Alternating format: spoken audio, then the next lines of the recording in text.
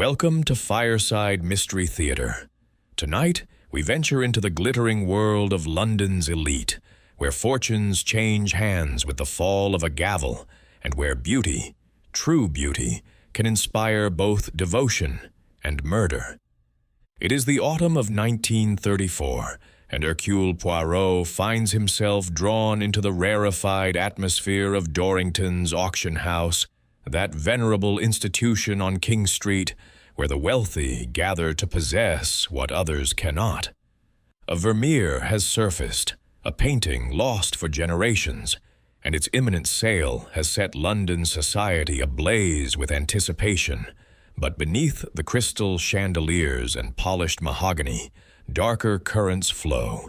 Jealousy, greed, secrets that some would kill to protect. Join us for The Auction House Affair, a tale of art, obsession, and the thin veneer of civilization, crafted in homage to the masterful Agatha Christie, whose genius we honor, though this mystery unfolds on our own terms. Before we begin, tell us in the comments, where are you joining us from tonight? Your presence illuminates our journey through these shadowed mysteries. Now, let the story unfold. Chapter 1. The Dorrington Vermeer. The October fog pressed against the windows of Dorrington's auction house like a gray velvet curtain, muffling the sounds of King Street and lending the Georgian facade an air of theatrical mystery. Gas lamps. Dorrington's refused to fully embrace electric lighting, considering it vulgar, cast pools of amber warmth across the entrance hall, where London's wealthiest collectors gathered for what promised to be the auction of the decade. I, Captain Arthur Hastings, adjusted my evening coat and followed my friend Hercule Poirot through the marble foyer, marveling at the transformation around us. Dorrington's had dressed itself for the occasion like a dowager preparing for a royal audience. Hothouse flowers cascaded from Grecian urns, champagne flowed from silver fountains, and everywhere, on easels, in alcoves, mounted on walls draped in midnight velvet, the lots awaited their moment of glory. "Magnificent, is it not, Hastings?" Poirot murmured, his small patent leather shoes clicking against the checkered floor. His evening dress was, as always, immaculate, the white tie perfectly formed, the tailcoat without a single crease, the famous waxed mustache gleaming beneath the chandeliers. The theater of acquisition. These people, they do not merely wish to own beauty, they wish to triumph over those who cannot. "Rather cynical view, Poirot," I remarked, accepting a glass of champagne from a passing footman. "Cynical? Non, mon ami. Observant." His sharp green eyes swept the room with the precision of a lighthouse beam. "See how Madame Fontaine examines not the Renoir, but the gentleman examining it? She calculates not the painting's value, but whether she can outbid him. And there, the young man by the Flemish tapestry. He touches nothing, speaks to no one, yet his eyes, they devour everything." I followed Poirot's gaze to a pale, intense young man in an ill-fitting dinner jacket, hovering near the edge of the crowd like a moth uncertain whether to approach the flame. "Probably a dealer's assistant," I suggested, noting prices for his employer. "Perhaps." Poirot's tone suggested he found this explanation insufficient. "But we are not here to observe the small fish, Hastings. We are here at the invitation of Sir Edmund Ashworth, and I confess myself most curious as to why." Sir Edmund Ashworth. Even I knew the name. Railway fortune, they said, though the railways themselves had long since been sold. Now Sir Edmund collected paintings, sculptures, antiquities, with the veracity of a man attempting to purchase immortality one masterpiece at a time. His collection at Ashworth House was legendary, rivaled only by the great public institutions.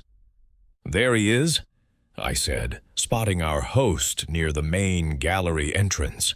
A barrel-chested man in his 60s with silver hair swept back from a florid face and eyes that sparkled with the particular intensity of the obsessive collector. He was deep in conversation with a woman whose diamonds caught the light like frozen fire. "Lady Ashworth?" I asked. "The second Lady Ashworth," Poirot corrected quietly. "The former Miss Vivian Cartwright actress. Sir Edmund's first wife died 8 years ago. This marriage is more recent." A delicate pause, and more controversial. As we approached, Sir Edmund's expression shifted, first recognition, then something that looked remarkably like relief. "Monsieur Poirot, thank God you've come." He seized Poirot's hand with both of his own, pumping it vigorously. "I was beginning to fear you hadn't received my message." "Your message was most intriguing, Sir Edmund. You spoke of a matter requiring discretion. I am here to listen." Lady Ashworth extended her hand, not for shaking, I noted, but in the manner of one expecting it to be kissed. Poirot obliged with continental grace. She was perhaps 35, with auburn hair arranged in elaborate waves and features that still bore traces of the theatrical beauty that had once graced the West End stage. "My husband sees conspiracies everywhere, Monsieur Poirot," she said, her voice carrying the studied musicality of the trained performer.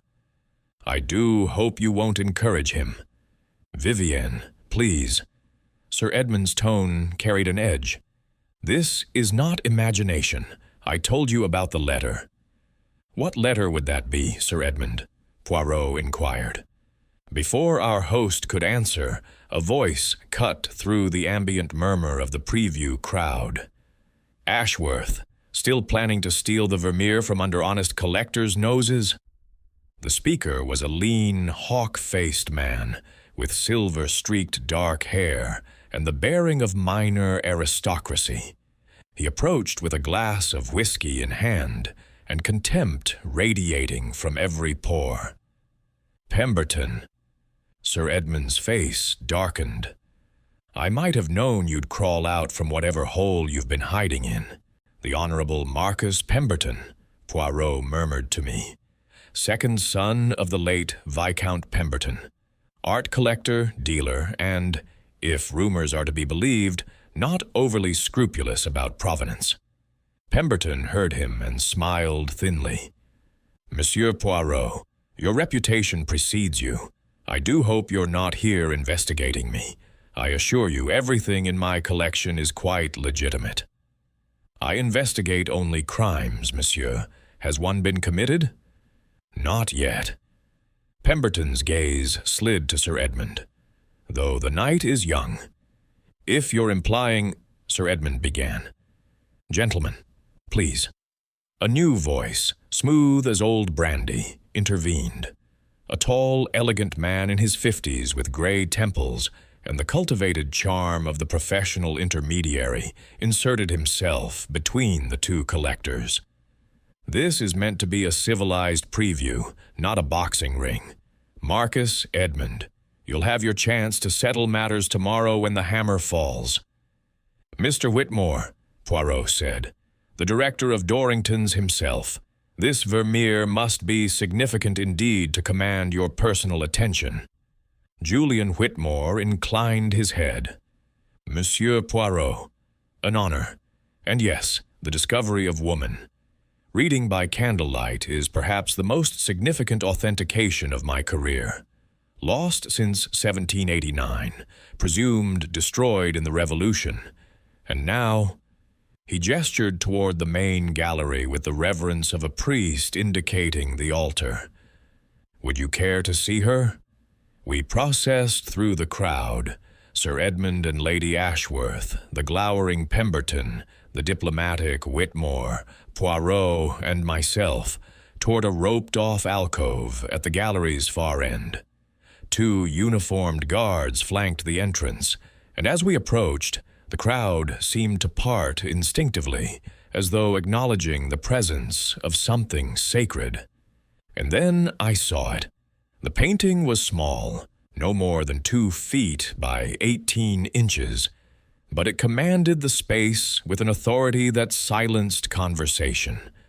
A young woman in a blue jacket sat at a table, her face illuminated by a single candle as she read a letter. The light seemed to glow from within the canvas itself, casting the rest of the composition into shadows that somehow held more life than the brightest illumination. Her expression, absorption, perhaps, or anticipation, contained depths that seemed to shift as one watched. "Remarkable," I breathed. 30 years, Sir Edmund said quietly. 30 years I've searched for a Vermeer. Only 35 authenticated works in existence, and I've pursued every one that came to market. Failed every time.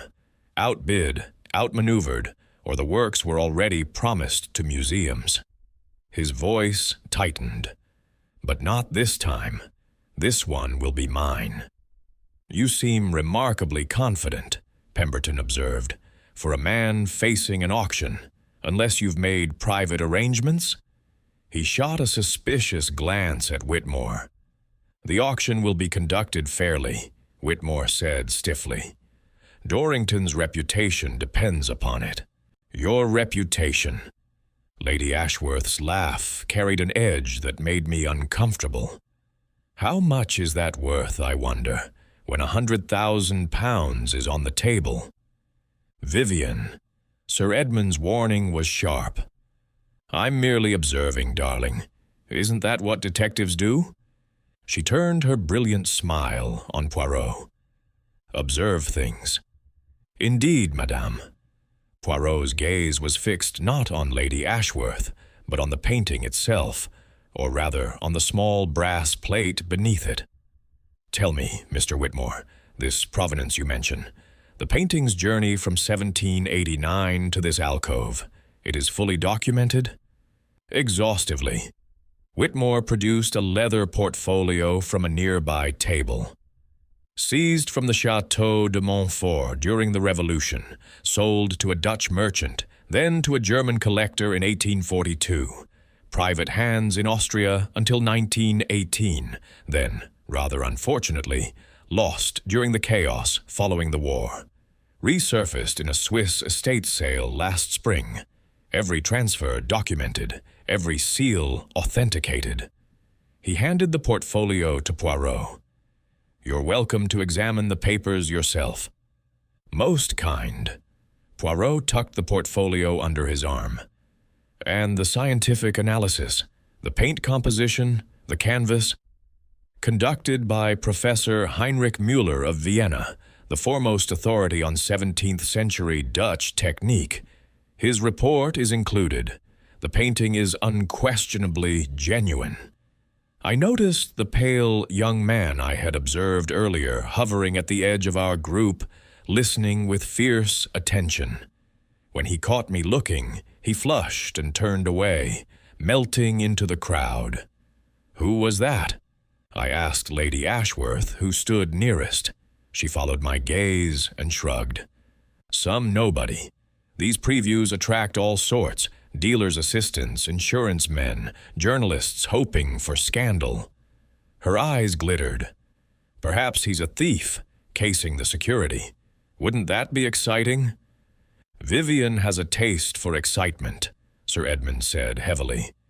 "It's why she married me, I sometimes think, the hope that something thrilling might happen." He turned to Poirot, lowering his voice. "Monsieur Poirot, I must speak with you privately. Tonight, there's something, a matter that cannot wait until after the auction." "The letter you mentioned?" Sir Edmund nodded, his face gray beneath the chandelier's glow. "Someone knows about the painting, about everything. If this gets out before tomorrow's sale..." He shook his head. "Come to the private viewing room at 10 o'clock, first floor, East Corridor. I'll arrange for us to be undisturbed."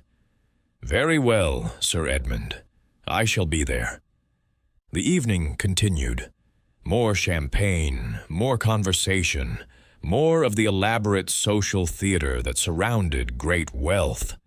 I watched Poirot circulate through the crowd, exchanging pleasantries with collectors, pausing before paintings with an expression of genuine appreciation. But I knew him well enough to recognize the alertness beneath the charm. His little gray cells were working, processing every interaction, every glance, every word. At 9:30, we excused ourselves from a tedious conversation with a shipping magnate's wife and made our way toward the East Corridor. The crowds had thinned on the upper floor, and the gas lamps cast long shadows across the hunting prints that lined the hallway. "What do you make of it, Poirot?" I asked as we walked. "This mysterious letter?" "I make nothing of it yet, Hastings, for I have not seen it.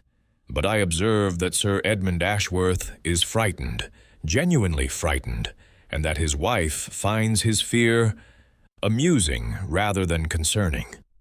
I observe that Mr. Pemberton's hostility toward Sir Edmund has the flavor of something personal, not merely professional.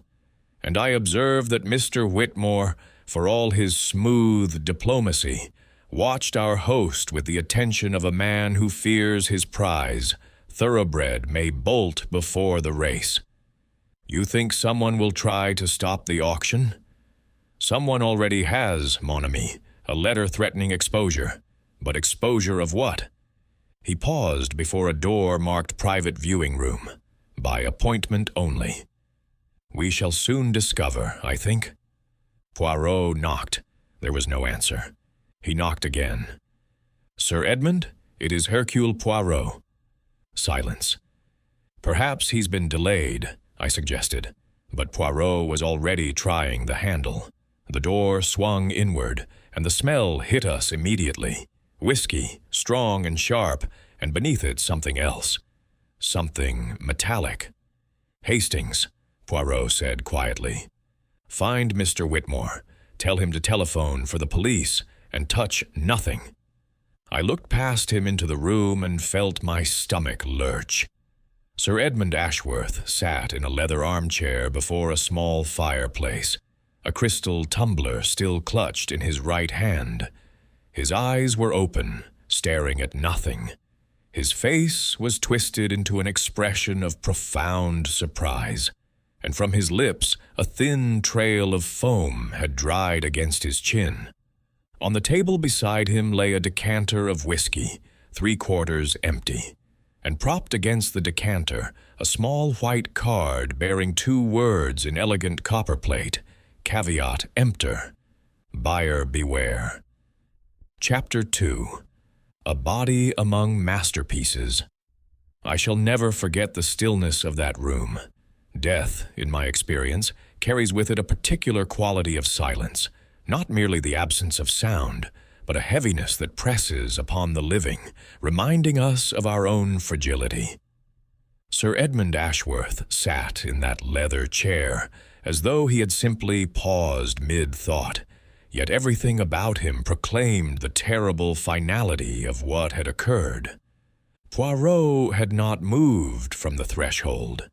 His keen eyes swept the scene with the methodical precision I had witnessed so many times before, cataloging every detail before the inevitable chaos of official investigation could disturb them.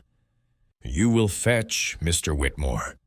"Hastings," he repeated, his voice soft but firm. "And you will say nothing of what we have found, merely that Sir Edmund has been taken ill and requires immediate assistance. The police must be summoned, but discreetly. There are many valuable items in this building, and panic would serve no one." I nodded and hurried back along the corridor, my heart hammering against my ribs. The contrast between the warm elegance of the preview galleries and the cold reality of the death chamber behind me seemed almost obscene. How could champagne still flow and conversation still murmur while Sir Edmund sat cooling in his chair? I found Whitmore in the main gallery, deep in discussion with an elderly gentleman whose monocle gleamed beneath the gaslight. At my approach, both men turned, and something in my expression must have betrayed me, for Whitmore's urbane smile faltered. "Captain Hastings, is something wrong?" "Mr. Whitmore, if you could spare a moment, privately." I kept my voice steady with considerable effort. "Sir Edmund requires assistance." Whitmore excused himself with practiced grace and followed me toward the staircase. Only when we were beyond earshot of the guests did I speak plainly. "Sir Edmund is dead. Poirot is with him now. He asks that you telephone for the police, discreetly." The color drained from Whitmore's face. For a moment I thought he might collapse, but he rallied with the professional composure of a man accustomed to managing crises. "Dead? But I spoke with him not an hour ago. He was perfectly—" He stopped, swallowed hard. "You're certain?" "I'm afraid there can be no doubt." Whitmore pressed a hand to his forehead. "The auction. Tomorrow's auction. If word gets out—" He shook himself. "Forgive me. That's monstrous of me. A man is dead, and I'm thinking of—" He straightened his shoulders. "I'll telephone Scotland Yard personally. There's a private office on the ground floor. Can Monsieur Poirot manage things until they arrive?" "He can." Whitmore hurried away, his footsteps echoing against the marble. I returned to the private viewing room, where Poirot remained exactly as I had left him, standing just inside the doorway, his eyes still fixed upon the body. "The police are being summoned," I reported. "Whitmore is handling it." "Bien." Poirot stepped carefully into the room, his patent leather shoes making no sound upon the thick Turkish carpet. "Now, Hastings, let us observe before others arrive to confuse the evidence. Tell me, what do you see?" I forced myself to look properly at the scene, pushing past the instinctive revulsion. Sir Edmund, seated in the armchair, a glass of whiskey in his hand, a decanter on the table beside him. That card, caveat emptor, and the foam on his lips suggests poison, I should think. Good, continue. "The fire has burned low, perhaps an hour since it was last tended. The room is otherwise undisturbed. No sign of struggle. Whatever killed him, he didn't see it coming." Poirot nodded slowly. "You improve, mon ami, but you have missed several details of significance." He moved closer to the body, bending to examine, without touching. "Observe the whiskey glass. It is still clutched in his right hand, yes? But Sir Edmund Ashworth, at dinner last week, I made inquiries, was observed to drink with his left hand. He was, in the common phrase, a southpaw. Perhaps he simply— Perhaps, but perhaps not." Poirot's gaze shifted to the decanter. "And here, do you see? The stopper has been replaced, but carelessly. It sits at an angle. A man pouring his own drink would not trouble to replace the stopper so hastily. He would set it aside and return it properly when finished." I frowned. "You think someone else poured the drink?" "I think it possible, and there is more." He indicated the small table upon which the decanter sat. Beside it lay a leather portfolio, the very one Whitmore had given Poirot earlier, containing the Vermeer's provenance documents. Sir Edmund was studying the papers. See how they are spread before him? But look at the arrangement. The documents concerning the painting's Austrian period are on top, yet the logical reading order would place the revolutionary seizure first. Someone has searched these papers, Hastings. Searched them and hastily reassembled them.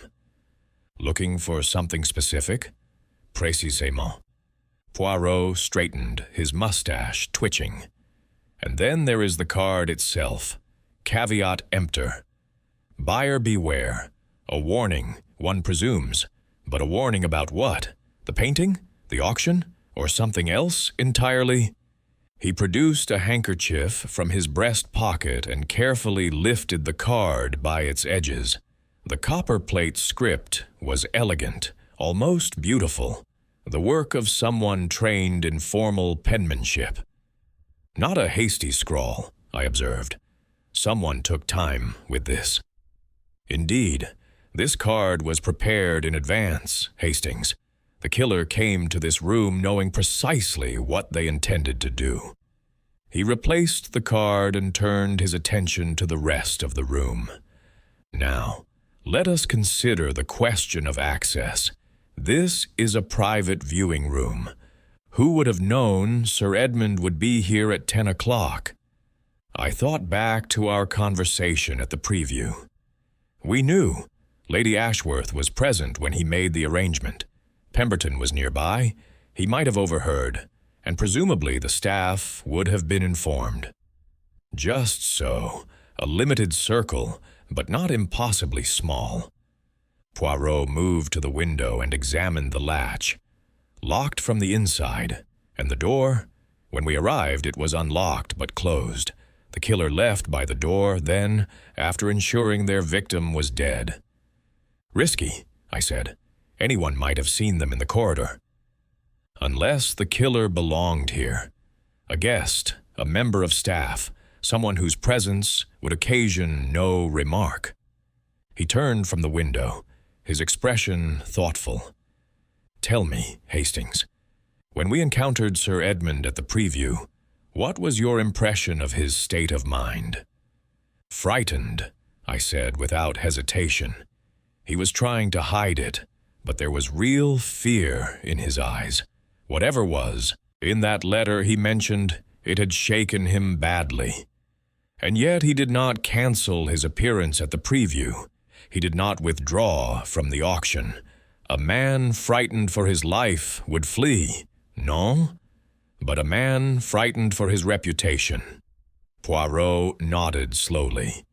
That man would stay and fight. The sound of footsteps in the corridor announced the arrival of authority. A moment later, Julian Whitmore appeared in the doorway, accompanied by a tall, lean man in a dark overcoat, whose sharp features and sharper eyes I recognized immediately. "Inspector Jameson," Poirot said with evident pleasure. "It has been too long since our paths crossed." Inspector Gerald Jameson of Scotland Yard surveyed the room with the weary competence of a man who had seen too many such scenes. "Monsieur Poirot, when Whitmore mentioned you were already on the premises, I confess I was relieved. Saves me the trouble of consulting you later." His gaze settled on the body. "Sir Edmund Ashworth. I attended a lecture he gave at the Royal Academy last spring. Passionate fellow. Shame." "A great shame indeed," Poirot agreed. "And a puzzling death, Inspector. There is much here that requires explanation." Jameson nodded to the two uniformed constables who had followed him into the room. "Secure the corridor. No one enters or leaves without my authorization." He turned to Whitmore. "I'll need a list of everyone who attended tonight's preview, staff as well as guests." "Of course, I'll have my secretary compile it immediately." "And the guest of honor?" Jameson asked, looking again at Sir Edmund. "Who found him?" "Monsieur Poirot and Captain Hastings," Whitmore replied. "They had an appointment with Sir Edmund at 10 o'clock. Jameson's eyebrows rose. "An appointment? To discuss what?" "Sir Edmund wished to consult me on a private matter," Poirot said. "He spoke of a letter, a threatening letter, I gathered, though I did not see it myself. He was concerned about exposure of some kind, though he did not specify what." A threatening letter. Jameson produced a notebook and began writing. And where is this letter now? An excellent question, Inspector. It is not on his person, of that I am certain, nor does it appear to be among the documents on the table. Either the killer took it, or Sir Edmund concealed it elsewhere. Or it never existed, Jameson said darkly. Frightened people sometimes invent threats to justify their fears. That is possible, Poirot acknowledged. But I do not think so. Sir Edmund's fear was genuine, and it was specific. He knew what he was afraid of, even if he did not tell us. Jameson crouched beside the body, examining the foam-flecked lips with professional detachment.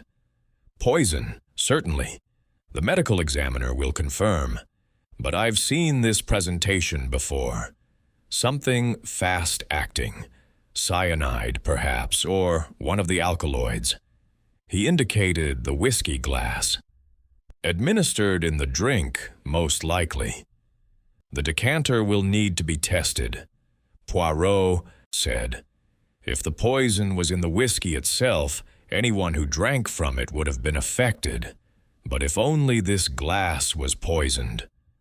Then the killer was in the room, Jameson finished.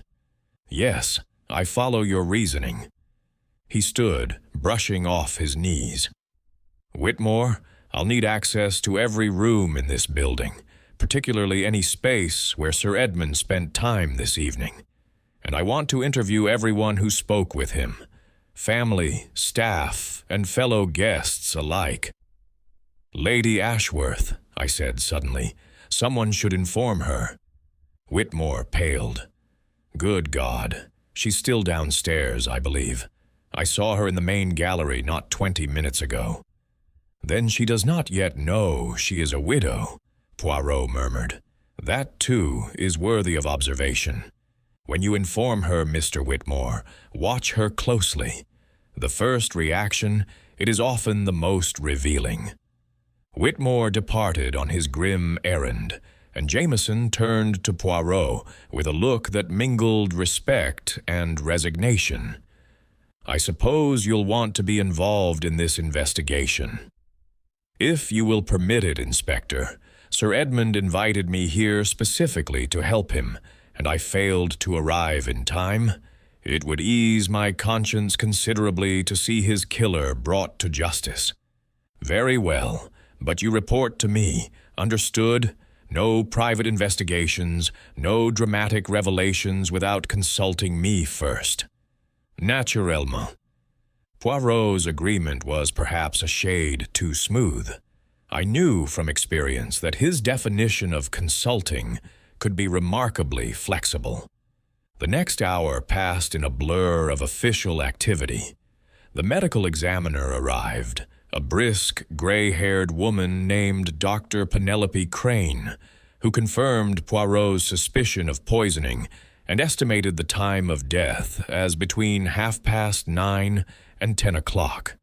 The body was photographed, examined, and eventually removed under a white sheet while constables kept the remaining guests contained in the main gallery. I watched Lady Ashworth receive the news. Whitmore delivered it in a quiet corner near the Flemish tapestries, and I observed her reaction from across the room, remembering Poirot's instruction. Her hand flew to her throat, her eyes widened. She swayed slightly, and Whitmore reached out to steady her. All perfectly appropriate responses to devastating news. And yet, there was something rehearsed about the gesture, something theatrical in the widening of those beautiful eyes.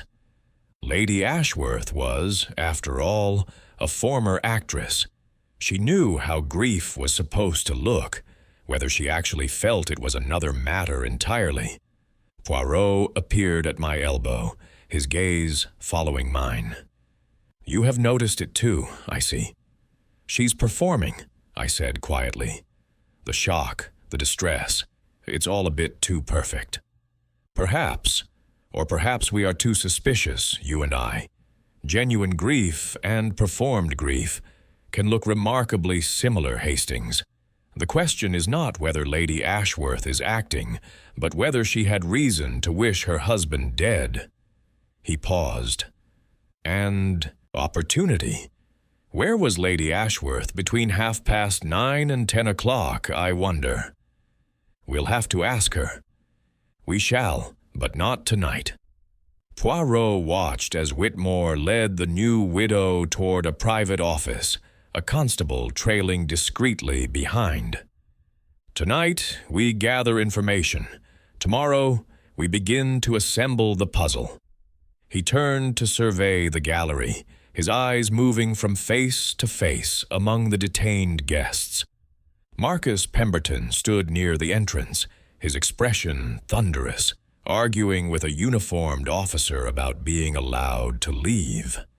A cluster of well-dressed collectors murmured nervously near the refreshment table, their earlier excitement curdled into anxious speculation. And there, near the alcove where the Vermeer still hung in solitary splendor, stood the pale young man I had noticed earlier, his face ashen, his hands trembling at his sides. Him again, I murmured. Yes. Poirot's eyes narrowed. Most interesting. He seems far more affected by this death than a stranger should be. I think, Hastings, we must discover who this young man is and why he is here. You suspect him? I suspect everyone, mon ami. That is the nature of the work. He adjusted his already perfect tie. Come, let us introduce ourselves to the mourning young man with the nervous hands, the little gray cells. They are most curious about what he knows. Chapter 3. The Collectors. The pale young man saw us approaching, and for a moment I thought he might bolt. His eyes darted toward the gallery entrance, calculating the distance, weighing his chances. But 2 constables blocked the exit, and whatever courage flight required seemed to abandon him. He stood his ground, though his hands continued their restless trembling. "Good evening," Poirot said, his tone gentle, almost paternal. "You will forgive the intrusion, but I could not help observing your distress. The death of Sir Edmund Ashworth has affected you deeply, I think." The young man's Adam's apple bobbed. Up close, I judged him to be perhaps 25, with the sort of pale, scholarly features that suggested more time spent in libraries than in sunlight. His dinner jacket, I now noticed, was not merely ill-fitting, but distinctly shabby. The cuffs worn thin, the fabric faded at the shoulders. "I don't know what you mean," he managed. "It's shocking, of course. A death. Anyone would be upset." "Anyone would be uncomfortable," Poirot corrected mildly. "But upset? Truly distressed? That requires a personal connection, does it not? You knew Sir Edmund." It was not a question. The young man's shoulders sagged, and he seemed to deflate before our eyes. "Not personally. Not as such." He ran a hand through his unkempt hair. "Look, who are you? Police?" "I am Hercule Poirot. This is my colleague, Captain Hastings. And you are—" "Cavendish. Thomas Cavendish."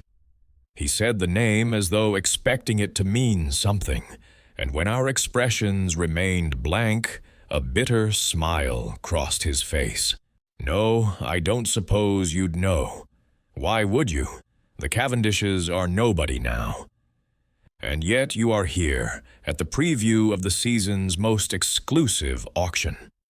Poirot tilted his head. "How did you obtain an invitation, Mr. Cavendish? These events, they are not open to the general public." Cavendish's jaw tightened. "I have as much right to be here as anyone. More right than some." His gaze flickered toward the alcove where the Vermeer hung. "That painting, do you know where it came from? Its real provenance, I mean, not the sanitized version in Whitmore's fancy leather folder." Poirot's eyes sharpened with interest. You suggest the provenance is incomplete? I suggest it's a bloody lie. Cavendish's voice rose, then dropped again as nearby guests turned to look. The Vermeer belonged to my family, the Cavendishes. It hung in our London house for 3 generations until my grandfather was forced to sell in 1918. Forced, you understand, not willingly. There were debts, the war, circumstances beyond his control. He sold it for a fraction of its value to a dealer who promised discretion. And now it resurfaces with some fairy tale about Austrian estates and Swiss discoveries, and no mention of us at all. This is a serious accusation, monsieur. You have proof? I have my grandfather's journals, letters, photographs of the painting hanging in our drawing room. Cavendish's hands had stopped trembling. Righteous anger had steadied them. I came here tonight to confront Whitmore, to demand that the true history be acknowledged, but he refused to see me. Had his people shuffle me off with promises of looking into the matter after the auction. He laughed bitterly. After Sir Edmund Ashworth paid his £100,000 and made the false provenance official, you mean? I exchanged a glance with Poirot. This put a rather different complexion on matters. "And Sir Edmund?" Poirot asked. "Did you speak with him this evening?" Cavendish hesitated, a fraction of a second too long. Briefly, I tried to explain about the painting, about the Cavendish connection. He wasn't interested. Called me a fortune hunter and a fantasist. Said if I couldn't prove legal ownership, I had no claim. His voice hardened. He was wrong, morally, if not legally. That painting is my heritage. Where were you, Mr. Cavendish, between 9:30 and 10 o'clock this evening? The question hung in the air. Cavendish's face went from flushed to pale in an instant. "You can't think I—" He stopped, swallowed. "I was here, in the gallery, looking at the painting. Can anyone confirm this?" I don't know. There were people around. I wasn't paying attention to them." "A pity." Poirot's tone remained mild, but his eyes had grown watchful. "You have motive, Mr. Cavendish. You have no alibi, and you have just admitted to arguing with the deceased on the night of his death. You understand how this appears?" "I didn't kill him." Cavendish's voice cracked. "I wanted justice, not murder. What good does his death do me? The auction will still proceed. Someone else will buy the painting. Nothing changes. Unless," Poirot said softly, "the auction is cancelled. Unless the scandal of murder calls all of Dorrington's authentication into question. Unless the provenance documents are re-examined and your family's claim is finally heard." Cavendish stared at him. "I hadn't thought of that." "Had you not?" Poirot smiled, that enigmatic smile that revealed nothing. "We shall speak again, Mr. Cavendish. In the meantime, I suggest you remain available to the police. Attempting to leave London would be most unwise." We left the young man standing alone before the Vermeer, his reflection ghost-like in the painting's protective glass. The following morning broke gray and cheerless, a thin drizzle misting the windows of our flat in Whitehaven Mansions. Poirot sat at the breakfast table, an untouched croissant before him and a steaming cup of chocolate at his elbow, his attention fixed on the morning papers. "Art world rocked by collector's death," he read aloud. "Sir Edmund Ashworth, renowned collector and philanthropist, found dead at Dorrington's auction house under mysterious circumstances. Police are investigating." Mysterious circumstances. He sniffed disdainfully. The English, they have a gift for understatement. "What's our plan for today?" I asked, buttering my toast. "We shall conduct our own interviews, Hastings, while Inspector Jameson pursues the official investigation. I have arranged to call upon Lady Ashworth at 11 o'clock. She has agreed to receive us at Ashworth House, despite her grief." His mustache twitched. "Or perhaps because of it. The widow who appears too composed invites suspicion. Lady Ashworth is too clever to make that mistake." "You still suspect her?" "I suspect everyone," Poirot repeated. "But Lady Ashworth interests me particularly. She was an actress before her marriage, a successful one by all accounts.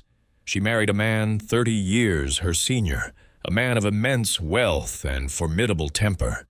And now she is free, with a fortune at her disposal and the best years of her life still ahead."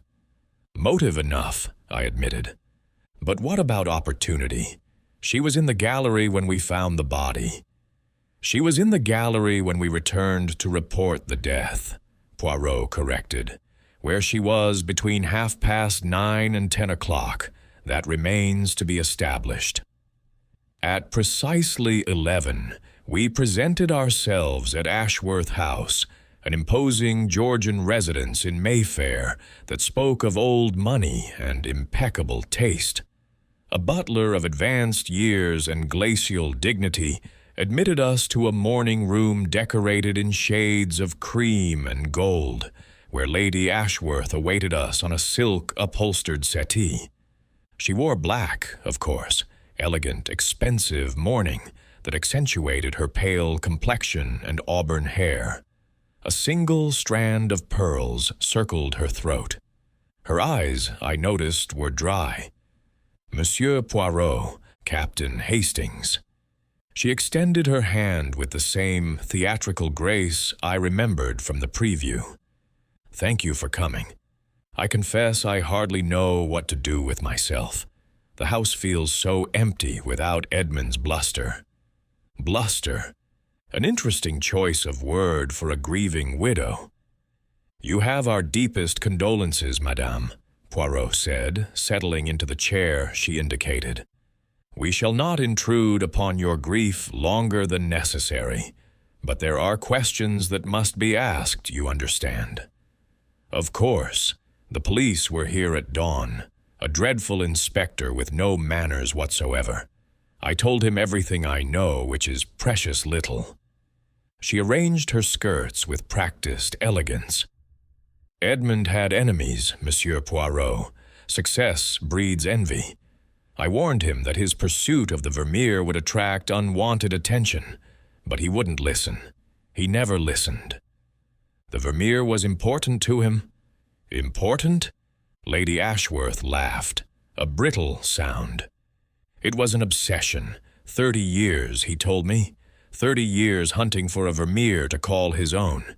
He'd been outbid, outmaneuvered, disappointed time and again. This one was going to be his triumph, his crowning achievement." Her voice softened. "He wanted to be remembered, you see, wanted his name to live on. 'The Ashworth Vermeer,' he kept saying. 'They'll speak of it for centuries.' And you, madame, did you share this enthusiasm?" Something flickered in her eyes, there and gone too quickly to identify. "I appreciated beautiful things, Monsieur Poirot. That's why I married Edmund, some would say." She smiled without warmth. "But paintings? They're canvas and pigment. I never understood why grown men bankrupted themselves for the privilege of hanging them on their walls." "Sir Edmund mentioned a letter," Poirot said, changing direction abruptly. "A threatening letter? Did you know of it?" Lady Ashworth's composure flickered, almost imperceptibly, but I caught it. "Edmund received many letters, begging letters mostly, requests for donations, invitations, proposals from dealers. He had a secretary to handle them. This letter was different. It frightened him." Edmund was easily frightened. She said it dismissively, but her fingers had tightened around the arm of the settee. He saw conspiracies everywhere. It was exhausting. Did you see this particular letter, madame? No. The answer came too quickly. That is, I may have. He showed me something a few days ago, muttering about sabotage. I didn't pay attention. I rarely did when he went on about his collection. Poirot leaned forward, his voice dropping to a confidential murmur. Lady Ashworth, I must ask you a delicate question. Where were you between 9:30 and 10 o'clock last evening? The widow met his gaze steadily. Too steadily, perhaps. I was in the gallery, Monsieur Poirot, as you saw. For the entire half hour? A pause, a calculation behind those beautiful eyes. I stepped out briefly. The champagne, you understand. I needed to freshen up. The ladies' retiring room on the ground floor. I was gone, perhaps 10 minutes. And can anyone confirm this? The attendant, I suppose, a gray-haired woman. I didn't catch her name. Lady Ashworth's chin lifted. You surely don't suspect me? I suspect no one and everyone, madame. It is my method. Poirot rose, signaling the end of the interview. One more question, if you will permit. The marriage, was it happy? For the first time, genuine emotion crossed Lady Ashworth's face. Not grief, but something harder.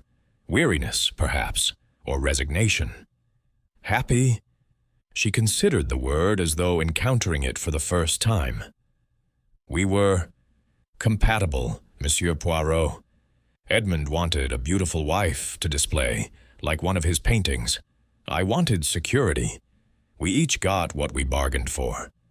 She rose, smoothing her black silk skirts. Is that happiness? I couldn't say, but it was an arrangement that suited us both. And now, madame, what will you do? Lady Ashworth walked to the window, gazing out at the gray London morning. When she spoke, her voice was distant, almost dreamy. I shall sell the collection, I think.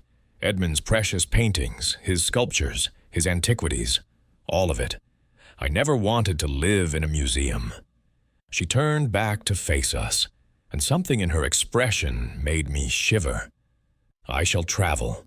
Paris, Rome, the Riviera. I shall live, Monsieur Poirot. For the first time in 8 years, I shall actually live. It was not, I reflected as we departed Ashworth House, the statement of a grieving widow. Our next call was to the Dorringtons' offices, where Julian Whitmore received us in a state of barely contained agitation. The urbane elegance of the previous evening had given way to hollow eyes and trembling hands. Papers lay scattered across his desk in uncharacteristic disorder. Monsieur Poirot, thank God.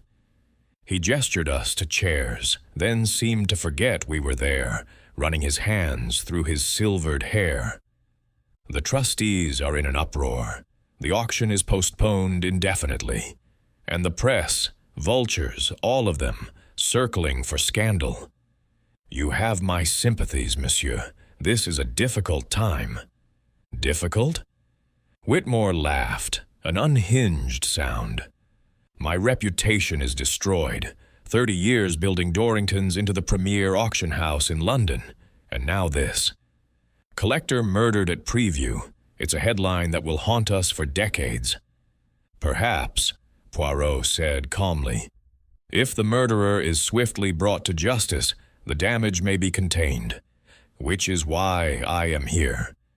Tell me, Monsieur Whitmore, what do you know of Thomas Cavendish? Whitmore's agitation shifted into wariness. Cavendish? That young lunatic? He's been harassing us for months, claiming the Vermeer belongs to his family. Complete nonsense, of course. The provenance is impeccable.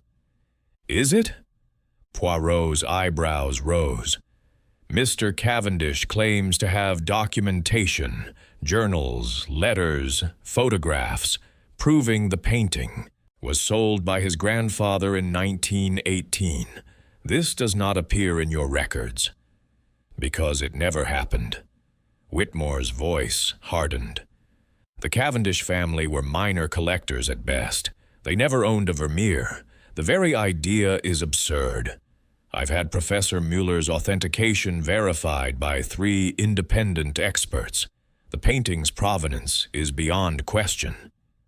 And yet, Poirot murmured, someone felt strongly enough about it to leave a warning card beside Sir Edmund's body. Caveat emptor.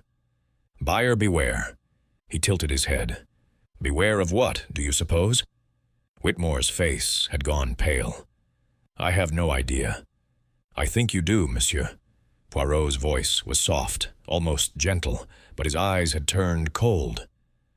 I think there is something in that provenance that does not bear close examination, something that would embarrass Dorrington's considerably if it came to light. That's preposterous. Is it? Poirot reached into his pocket and produced a folded sheet of paper. I obtained this from Inspector Jameson this morning. It is a preliminary analysis of the documents found on Sir Edmund's table, the provenance papers you so generously provided.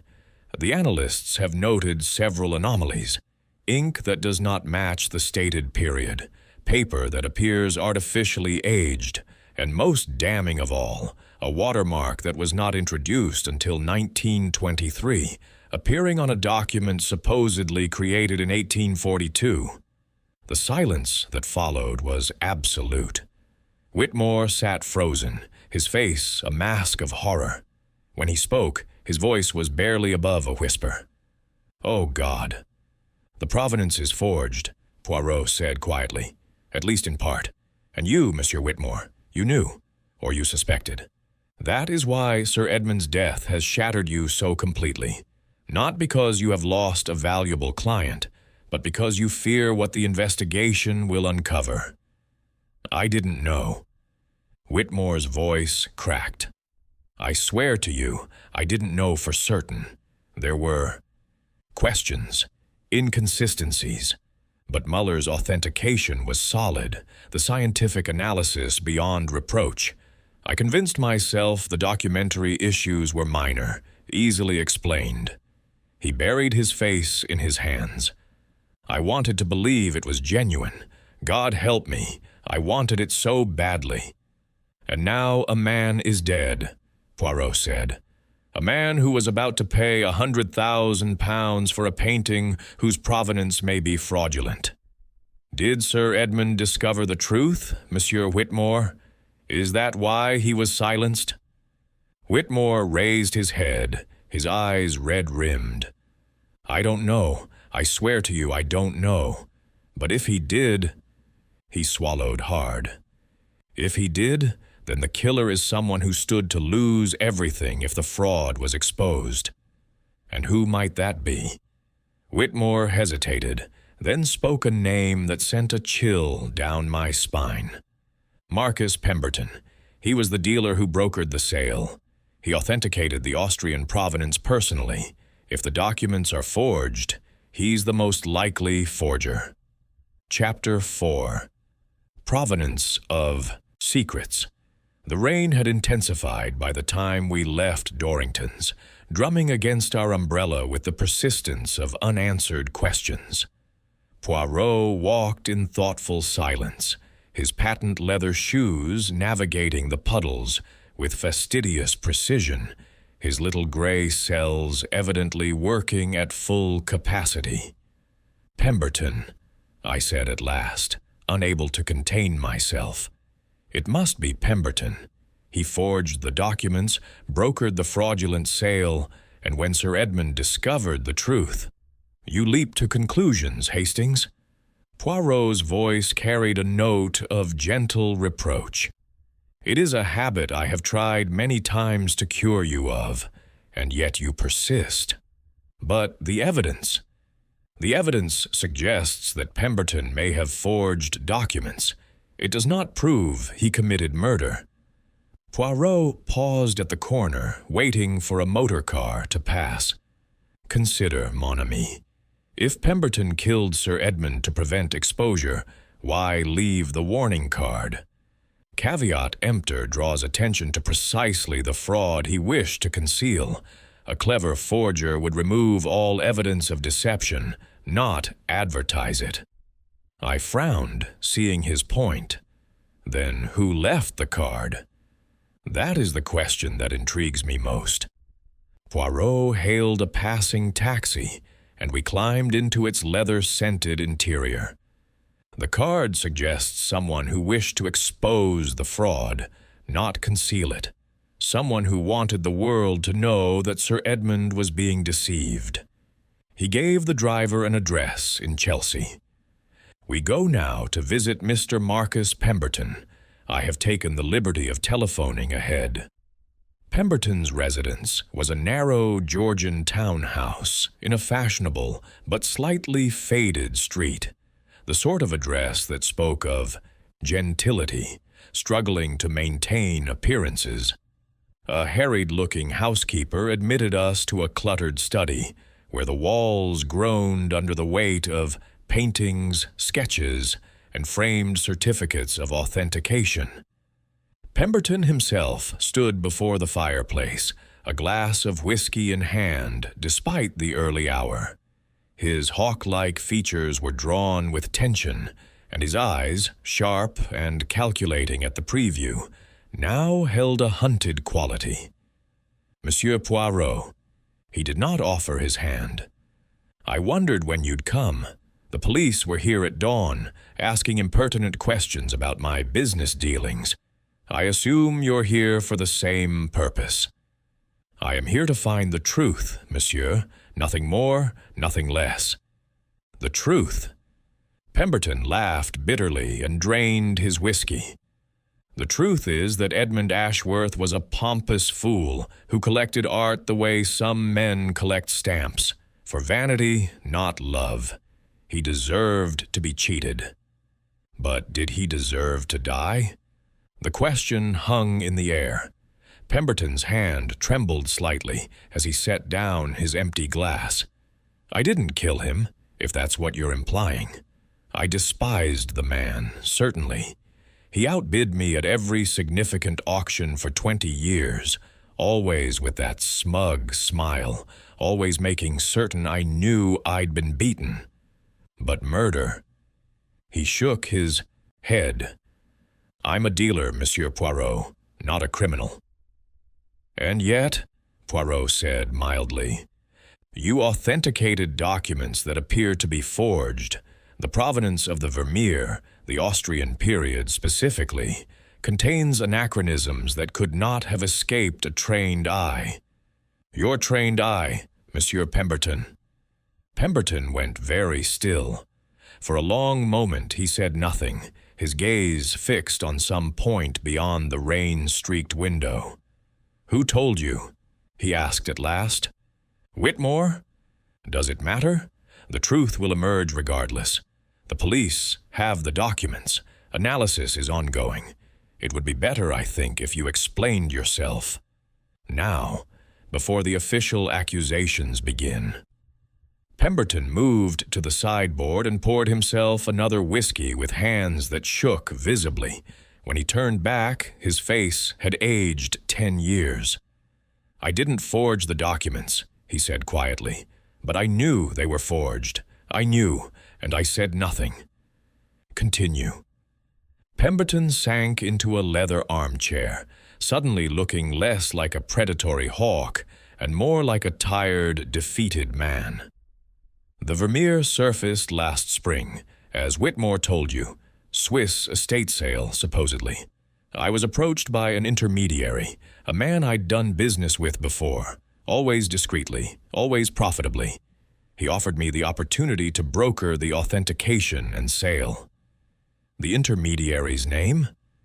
I don't know his real name. He called himself Harrington, but I doubt that's genuine.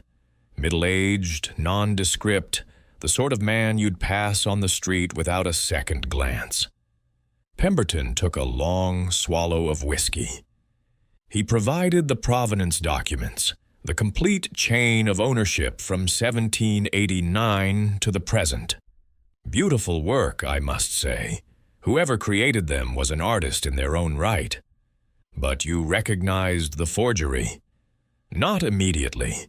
The documents were convincing, extraordinarily so. But there were small details that troubled me. The ink seemed too consistent across documents, supposedly created decades apart.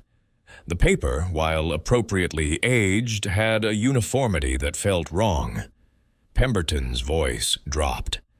And then I noticed the watermark. A foolish error, really. The forger used paper that wasn't introduced until the 1920s for a document dated 1842. Once I saw that, I knew. And yet you proceeded with the authentication. Yes. The word was barely a whisper. God help me, yes. Harrington made it very clear what would happen if I refused.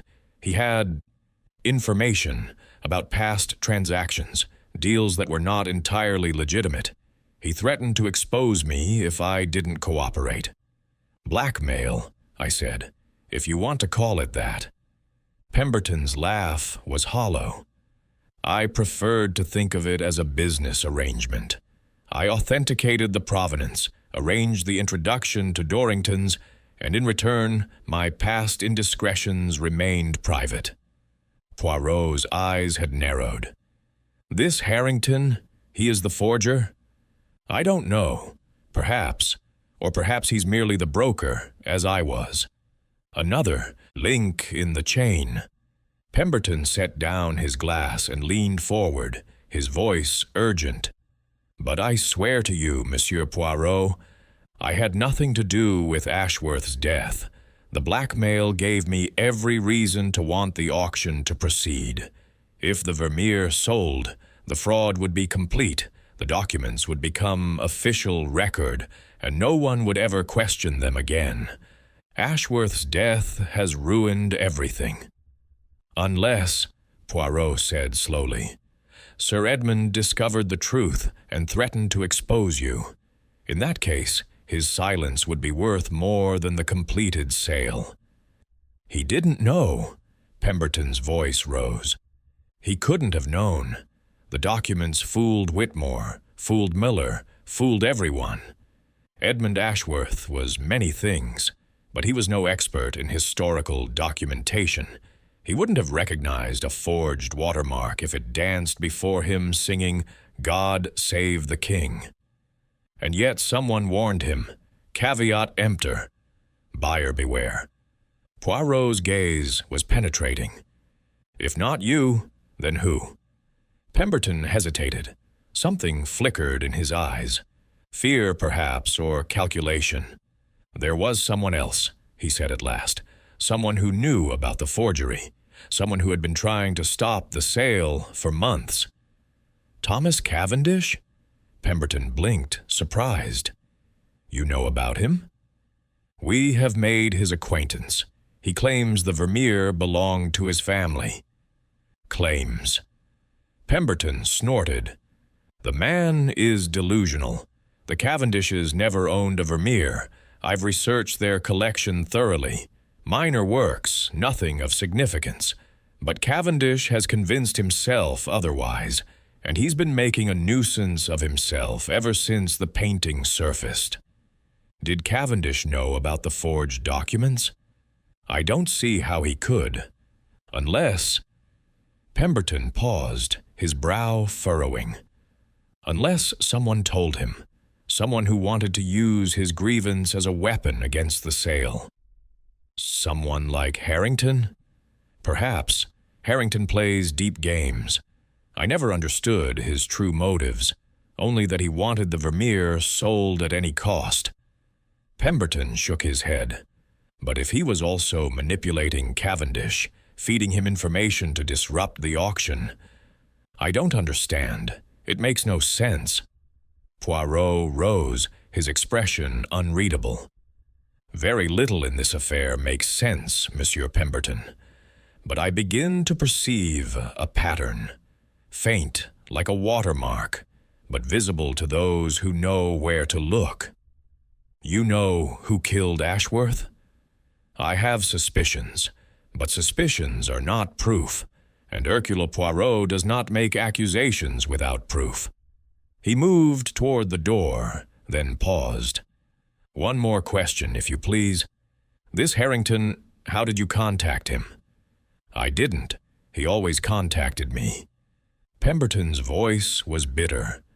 A note slipped under my door, a whispered message at a crowded event. He appeared when he wanted to appear and vanished when he was done. Describe him again, every detail you can remember. Pemberton closed his eyes, concentrating. Middle height, slight build, brown hair graying at the temples, clean-shaven, spectacles, round, wire-framed. He dressed well, but not extravagantly, like a solicitor or a senior clerk. His voice was educated, no particular accent. He could have been anyone. He opened his eyes. That was the point, I think. He was designed to be forgettable. And his hands? Did you notice his hands? The question seemed to surprise Pemberton. He thought for a moment, then nodded slowly. Ink stains, faint but present, on his right index finger and thumb. I assumed he was left-handed. The stains suggested he dragged his hand across fresh writing. Poirot's eyes gleamed.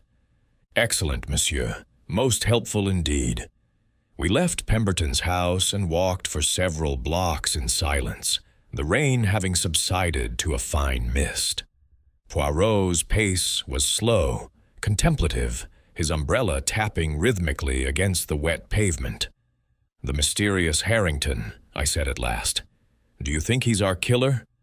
He is certainly significant, Poirot replied. A man who orchestrates a complex art fraud, who blackmails dealers into cooperation, who appears and vanishes like a ghost. Such a man is capable of much, but capable of murder? He shrugged expressively. That remains to be seen. And Cavendish? Pemberton seemed to think he might have known about the forgery. Indeed, and if he did know, it would give him motive beyond mere family grievance. To expose a fraud of this magnitude, to bring down Dorrington's and humiliate the collectors who dismissed him. Poirot nodded slowly. Yes, that is a motive worth considering. But why kill Sir Edmund? Wouldn't exposure serve his purpose better? An excellent question, Hastings. You improve constantly. Poirot smiled beneath his mustache. The killing of Sir Edmund does not serve the purpose of exposure. It draws attention, yes, but it also halts the investigation. With the buyer dead, who will pursue the provenance questions? Who will demand answers? Lady Ashworth, presumably. She inherits the estate. Ah, but Lady Ashworth has already declared her intention to sell the collection. She cares nothing for provenance, for authentication, for the history of paintings. She wishes only to convert canvas and pigment into francs and freedom. Poirot paused at a street corner, his eyes distant. No, mon ami. The death of Sir Edmund benefits someone who wishes the questions to stop being asked. Someone who fears what a thorough investigation would uncover. Harrington. Perhaps, or perhaps someone closer to the victim, someone we have not yet fully considered. We had reached the entrance to a small tea shop.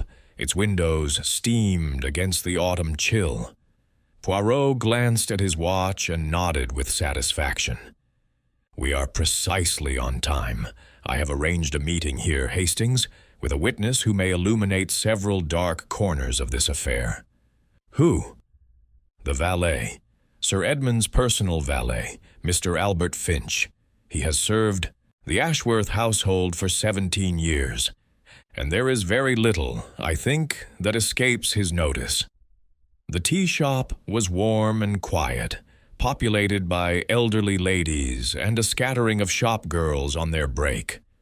At a corner table, a thin, gray-haired man in a black suit sat with military precision, a cup of tea untouched before him. He rose as we approached, his face a mask of professional neutrality. "Monsieur Poirot, Captain Hastings." His voice was as colorless as his appearance.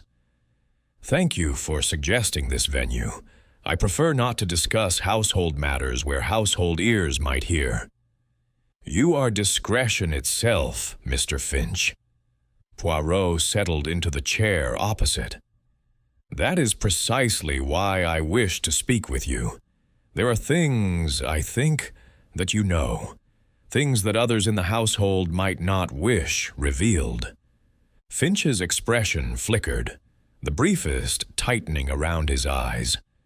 "I'm sure I don't know what you mean, sir." "Do you not?" Poirot leaned forward, his voice dropping to a confidential murmur. "Let us be frank with one another, Mr. Finch. Your master is dead, almost certainly murdered. Lady Ashworth will sell the collection and the house. She has said as much. Your position is uncertain, your future unclear. In such circumstances, loyalty to the dead is admirable, but loyalty to justice is more practical." Finch was silent for a long moment, his gray eyes searching Poirot's face.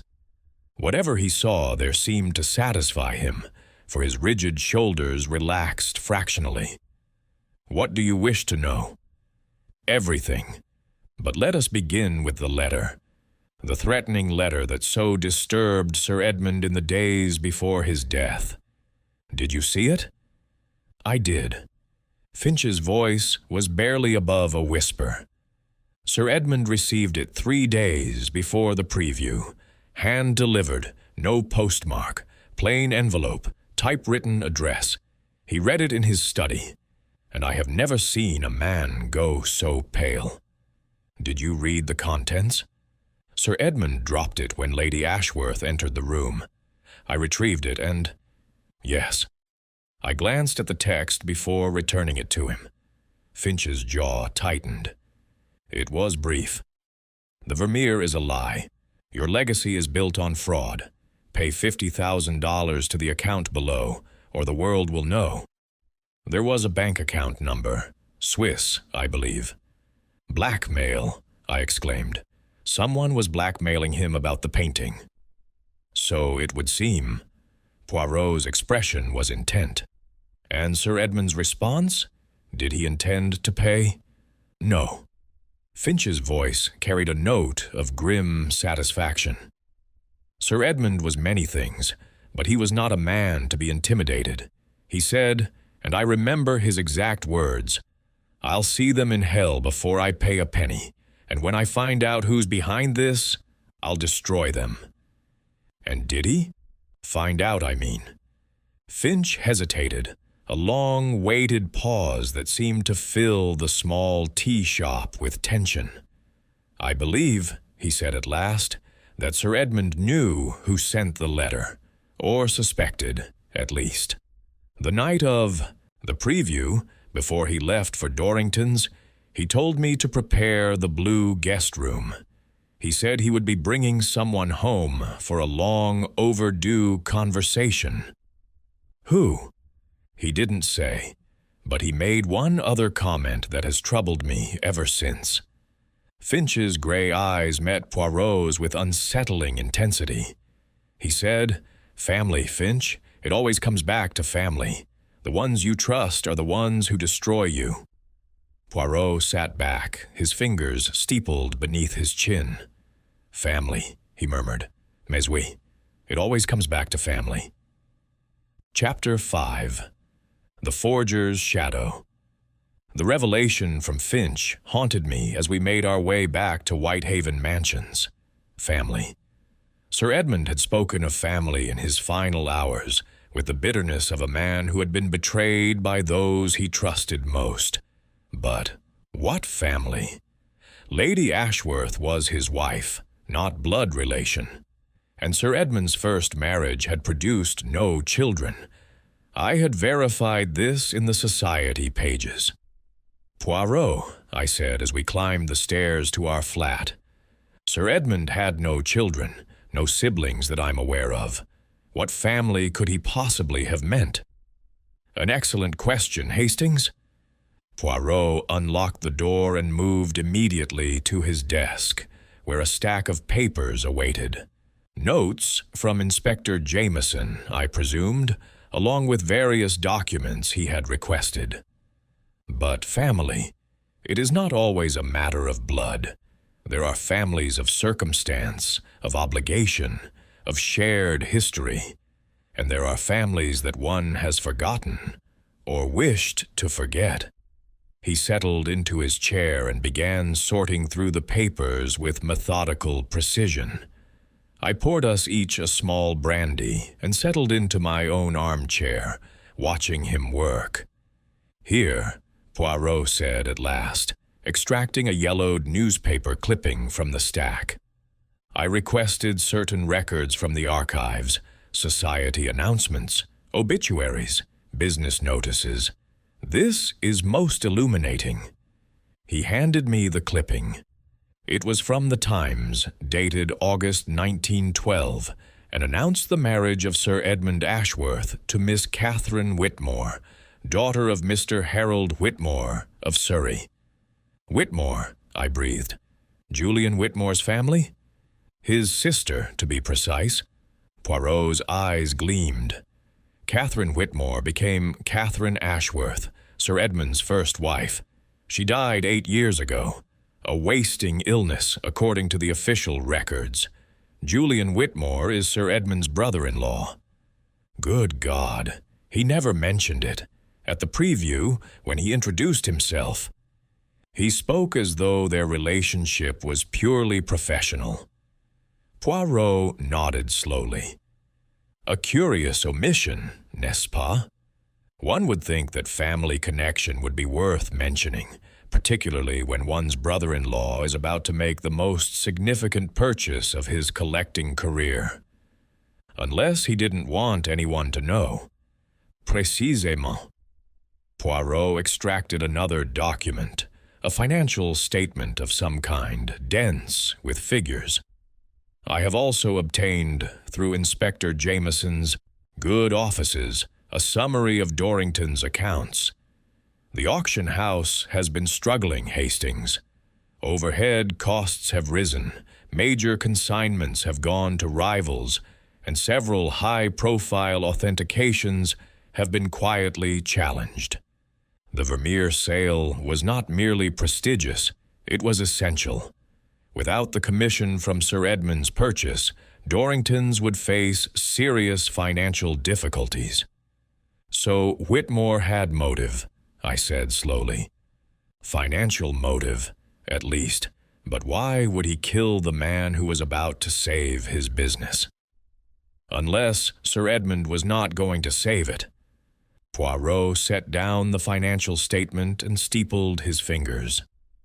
Consider, Hastings. Sir Edmund discovered the provenance was forged. He received a blackmail letter demanding £50,000, a sum that suggests the blackmailer knew exactly how much was at stake. Sir Edmund refused to pay and vowed to destroy whoever was responsible. You think Whitmore was the blackmailer? I think Whitmore knew about the forgery. He admitted as much. Inconsistencies, he called them, that he chose to ignore. But what if his involvement went deeper? What if he was not merely negligent, but complicit? I turned this over in my mind. The forged documents would have passed through his hands. He would have had opportunity to examine them closely, to notice the anachronisms. If he saw them and said nothing, then he is either a fool or a conspirator. And Julian Whitmore, whatever his faults, is no fool. Poirot rose and moved to the window, gazing out at the gray London afternoon. But there is another possibility that we must consider. What if Whitmore is not the forger, but the victim? What if someone created those documents specifically to destroy him?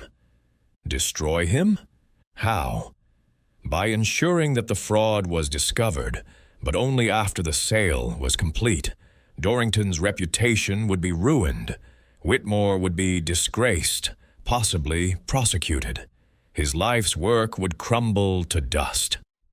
Poirot turned from the window, his expression grave. And who would benefit from such destruction?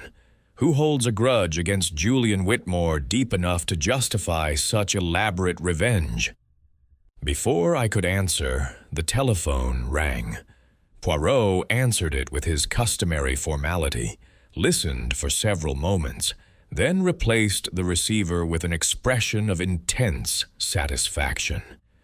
That was Inspector Jameson. There has been a development.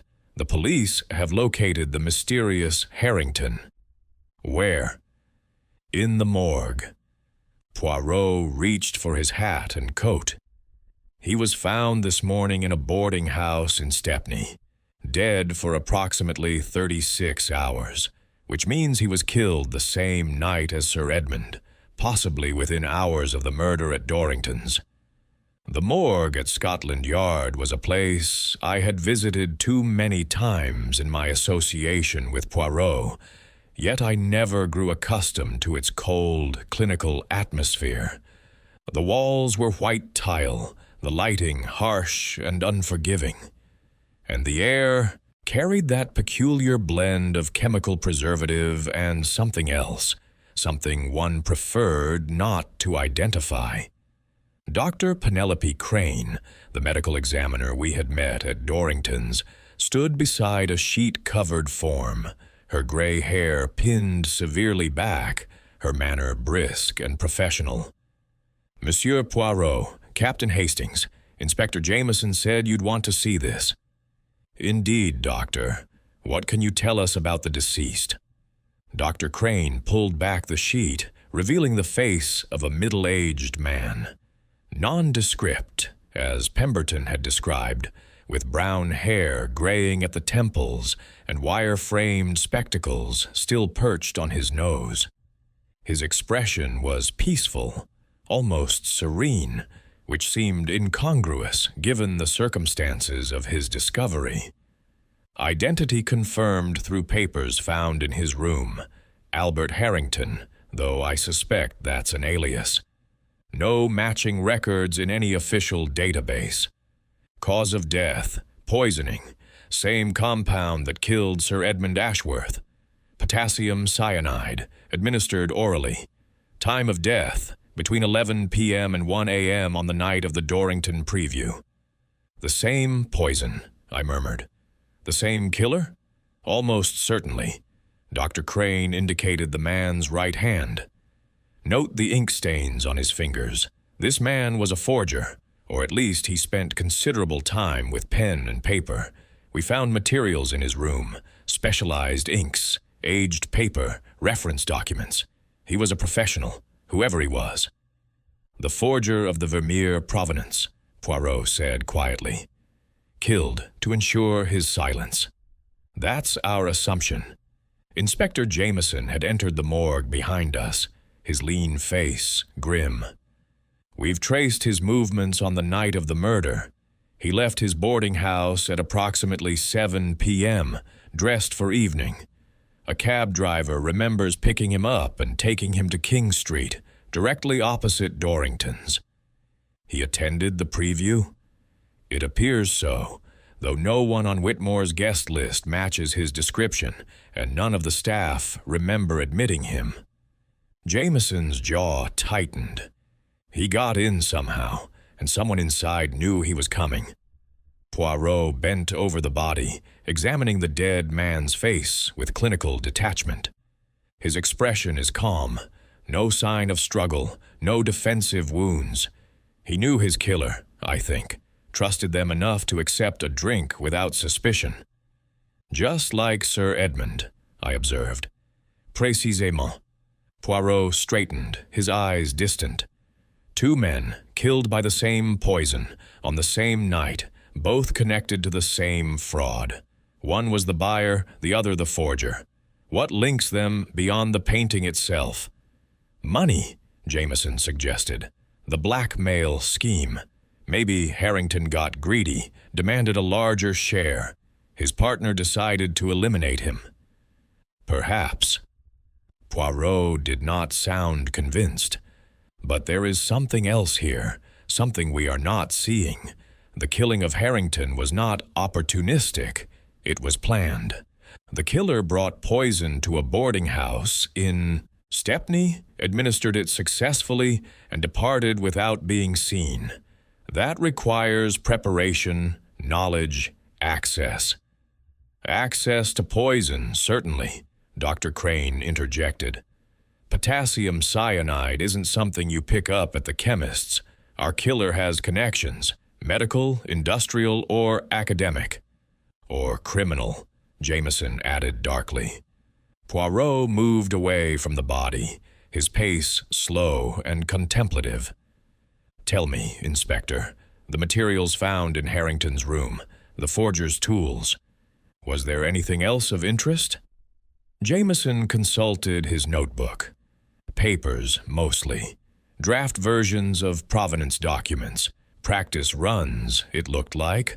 Reference photographs of the Vermeer. And a journal of some kind written in code. Our cryptographers are working on it. A journal in code. Poirot's eyebrows rose. Harrington was cautious then. He kept records, but hidden ones. Records of what, I wonder? His clients, his payments, his collaborators? Could take days to crack, Jameson admitted. Maybe weeks. We may not have weeks, Inspector. The killer has struck twice already. If there are others who share dangerous knowledge... Poirot left the thought unfinished. We departed the morgue and stood for a moment on the rain-slicked steps of Scotland Yard, the gray sky pressing down like a weight. 2 murders, I said, connected by the Vermeer, by the forgery, by the blackmail. But who benefits from both deaths? Consider the question from another angle, Hastings. Poirot's voice was soft, almost musing. Who was threatened by both men? Sir Edmund was about to expose the fraud. Harrington could identify his collaborators, his clients, his paymasters. With both of them dead, the secrets die with them. Exactement. Poirot began walking, his umbrella tapping against the pavement. But secrets, mon ami, are like weeds. You may cut them down, but the roots remain. Somewhere, there is evidence that will illuminate this dark affair. We must find it before the killer destroys it, or destroys us. We returned to Whitehaven Mansions to find a visitor waiting in the lobby, Thomas Cavendish, pale and agitated, clutching a leather satchel to his chest. Monsieur Poirot, thank God. He rose as we entered, his eyes wild. I've been waiting for hours. I didn't know where else to go. Calm yourself, Mr. Cavendish. Poirot guided him toward the lift. Come upstairs. You will tell us what has happened. In the safety of our sitting room, Cavendish finally released his grip on the satchel. His hands were trembling again, worse than before, and his face bore the gray pallor of genuine fear. Someone broke into my flat last night, he said, his voice unsteady, while I was at the police station, answering questions about the murder. They ransacked everything, my grandfather's papers, the photographs, the journals. They were looking for proof of my family's claim to the Vermeer. And did they find it? Cavendish shook his head. I'm not a complete fool. The most important documents I keep with me always. He opened the satchel and withdrew a worn leather journal and a sheaf of yellowed photographs. My grandfather's personal diary from 1918, and photographs of the Vermeer hanging in our London drawing room, with my grandmother standing beside it. Poirot took the journal with reverent care, turning the fragile pages slowly. His expression sharpened as he read. "Your grandfather writes of the sale," he murmured. "The circumstances, most distressing.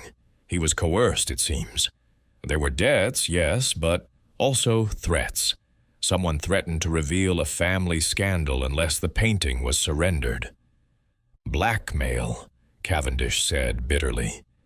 "Just as they're using blackmail now, the same pattern, repeated across generations. Who was the buyer in 1918? Does your grandfather name them?" "Only initials, H.W., and a reference to the gray man who smiles like death." Cavendish's voice cracked. "I never knew what it meant. But now, with Harrington dead..."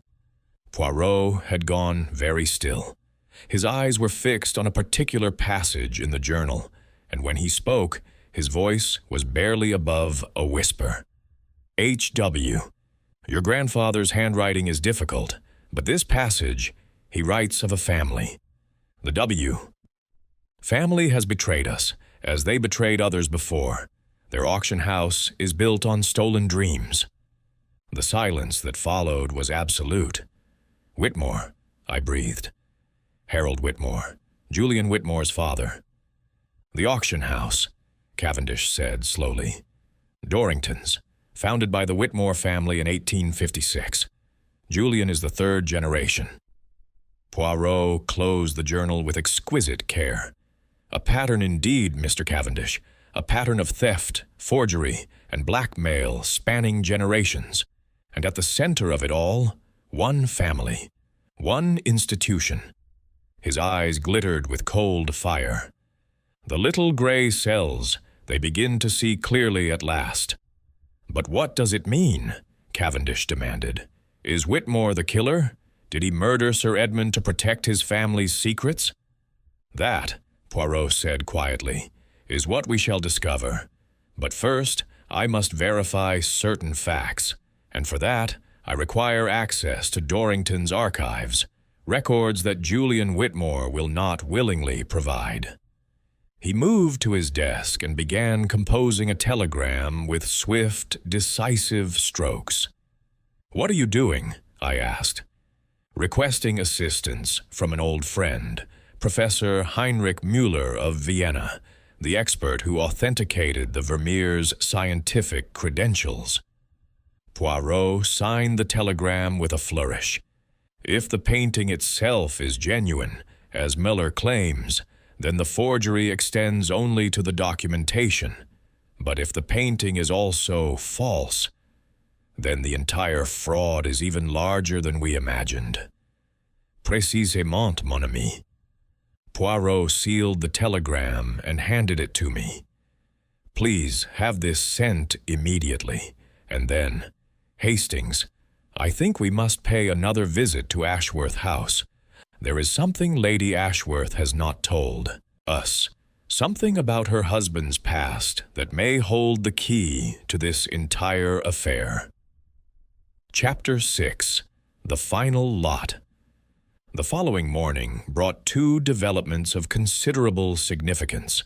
The first was a reply telegram from Professor Müller in Vienna, which arrived before breakfast, and which Poirot read with an expression of grim satisfaction. The second was a telephone call from Inspector Jameson, informing us that the cryptographers had made progress with Harrington's coded journal.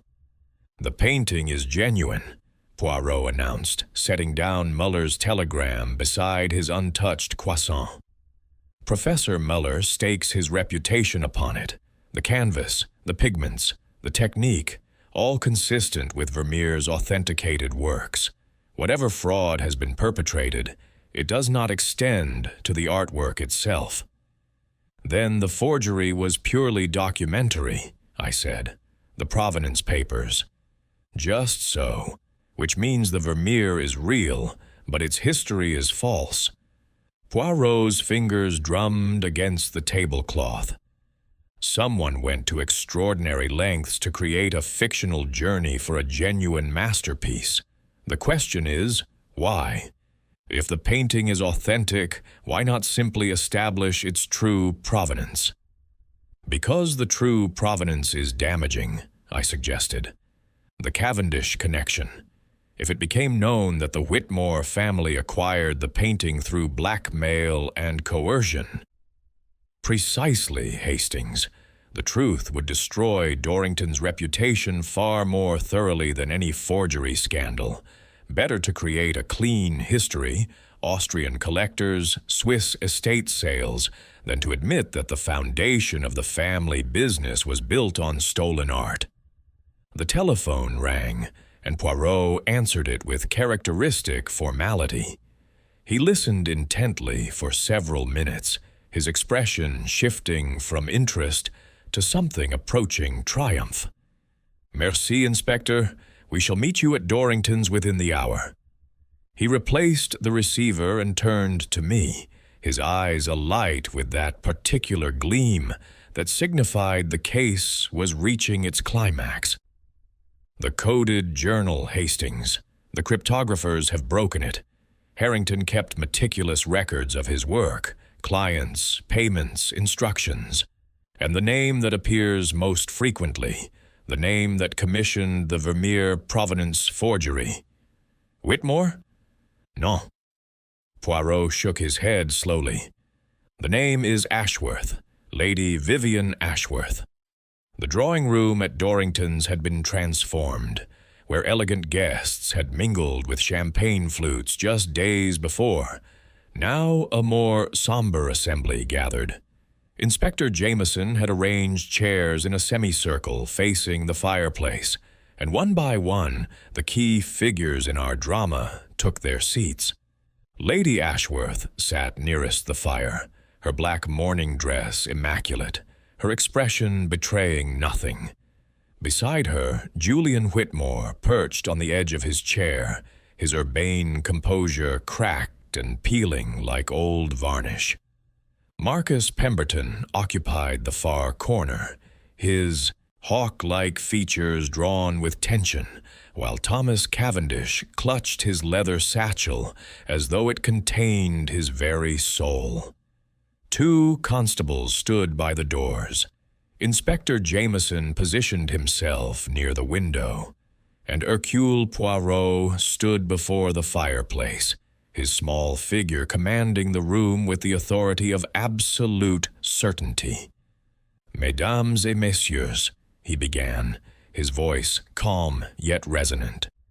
"We are gathered to unveil a truth that has lain hidden beneath layers of deception, forgery, and murder. The death of Sir Edmund Ashworth was not a random act of violence, but the culmination of a conspiracy spanning decades. A conspiracy rooted in greed, in betrayal, and in the darkest corners of the human heart." Lady Ashworth's fingers tightened almost imperceptibly on the arm of her chair. I watched her closely, remembering Poirot's instruction to observe the small signs. "Let us begin with the Vermeer itself." Poirot gestured toward the alcove where the painting still hung, now draped in protective cloth. A genuine masterpiece, authenticated beyond question by Professor Müller of Vienna. Yet its provenance, the documented history of its ownership, is a fabrication. The Austrian collectors, the Swiss estate sale, the revolutionary seizure from a French chateau, all lies, crafted with exquisite skill by a professional forger named Albert Harrington. "We know all this," Pemberton interrupted impatiently. "Get to the point." "Patience, monsieur. The point, as you call it, requires context." Poirot's gaze swept the room.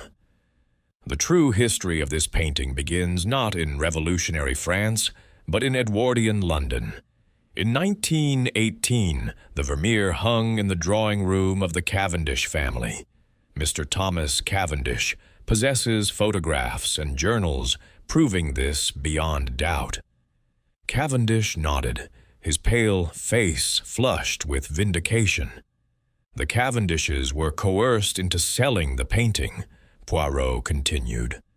blackmailed by a dealer who threatened to expose a family scandal unless they surrendered their treasure for a fraction of its value. That dealer was Harold Whitmore, the founder of Dorrington's auction house and father of Mr. Julian Whitmore. All eyes turned to Whitmore, who had gone the color of old parchment. "My father," he began, but Poirot raised a hand. "Your father was a blackmailer and a thief, monsieur. This is documented in the Cavendish journals, but you are not responsible for your father's sins, unless, of course, you chose to continue them." Whitmore said nothing. His silence was damning. The Vermeer passed from the Cavendishes to the Whitmores, and from there into private storage. For decades, it remained hidden, too dangerous to sell, too valuable to destroy. And then, 8 years ago, something changed. Poirot paused, his voice dropping. Catherine Whitmore died. I felt a chill run down my spine. Catherine Whitmore, Julian's sister, Sir Edmund's first wife. Catherine knew the truth, Poirot said quietly. She had discovered her father's crimes and was horrified. She threatened to expose the family unless the stolen artworks were returned to their rightful owners. And then, conveniently, she fell ill. A wasting sickness, the doctors said. She died within 6 months of making her threat. You're not suggesting... Whitmore's voice cracked. I suggest nothing that I cannot prove, monsieur. But the timing is suggestive. Poirot moved slowly along the semicircle of chairs, his eyes never leaving Whitmore's face. With Catherine dead, the threat was eliminated, but her husband, Sir Edmund Ashworth, inherited her papers, her private journals, her evidence. Edmund never mentioned any papers, Lady Ashworth said sharply. I would have known. Would you, madame? Poirot turned to face her, and something in his expression made her flinch. You, who married Sir Edmund barely a year after Catherine's death. You, who had been his mistress for 3 years before that. The silence that followed was absolute. Lady Ashworth's composure finally cracked, just a fracture, but visible. That's a lie. Non, madame, it is the truth. Sir Edmund's valet, Mr. Finch, has confirmed it. The affair began in 1923, while Catherine was still alive. And when Catherine discovered it, when she threatened to divorce her husband and expose the Whitmore family secrets in the scandal that would follow, she became inconvenient to several people.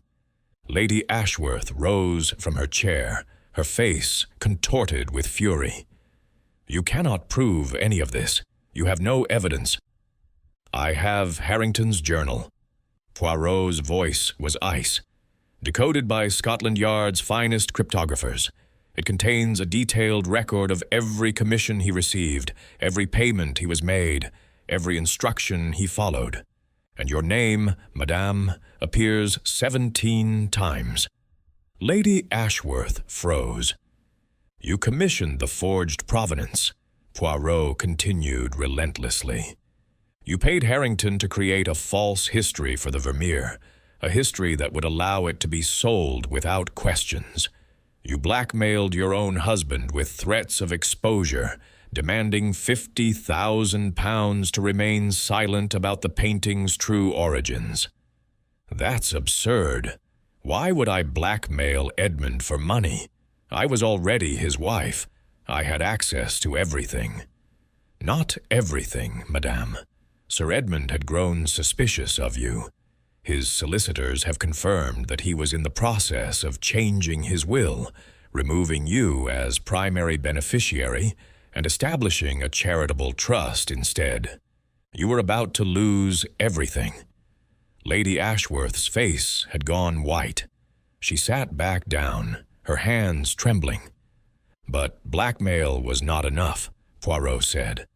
Sir Edmund refused to pay. He told his valet that he knew who was behind the threats, that family had betrayed him. He meant you, madame, and he meant your accomplice."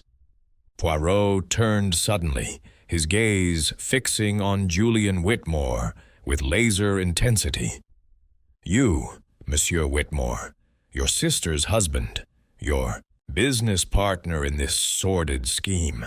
You knew about your father's crimes because you inherited his records. When Lady Ashworth approached you with a plan to finally profit from the stolen Vermeer, you saw an opportunity to save Dorringtons from financial ruin." Whitmore's composure had completely collapsed. He sat hunched in his chair, his face buried in his hands. "The plan was elegant in its simplicity," Poirot continued. "Create a false provenance, sell the painting through Dorrington's, split the proceeds between yourself and Lady Ashworth. Sir Edmund would pay for a masterpiece with his own money, never knowing that the same money would flow directly to his wife and brother-in-law." "But Edmund found out," I said, the pieces falling into place. "The letter. The threatening letter wasn't blackmail. It was a warning." "Précisément, Hastings." Poirot nodded with approval. "Someone warned Sir Edmund about the fraud. Someone who knew the truth and wanted him to understand the danger." All eyes turned to Thomas Cavendish, who shrank back in his chair. "I didn't. I only wanted him to know about my family's claim." "You sent the letter," Poirot said gently. "Not for blackmail, but for justice. You discovered the connection between the Vermeer and the Whitmores, and you tried to warn Sir Edmund before he completed the purchase. Caveat emptor. Buyer beware." Cavendish nodded miserably. "I thought if he knew the truth, he would stop the auction. Force Dorringtons to acknowledge my family's ownership. I never meant for anyone to get hurt. And yet 2 people are dead." Poirot's voice hardened. "Because your warning reached the wrong ears, Lady Ashworth intercepted the letter. She showed it to her accomplice, and together they realized that their scheme was about to unravel." Poirot moved to stand directly before Lady Ashworth, his small figure somehow towering over her. "You poisoned your husband's whiskey on the night of the preview. You knew he would be in the private viewing room at 10 o'clock. He had announced it publicly.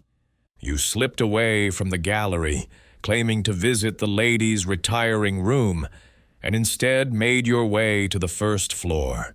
You poured the poisoned drink, watched him consume it, and left him to die. You can't prove that." Lady Ashworth's voice was barely a whisper. "Can I not?"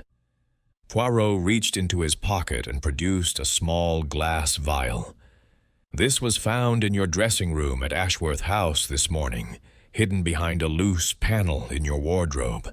It contains traces of potassium cyanide, the same compound that killed your husband and Albert Harrington."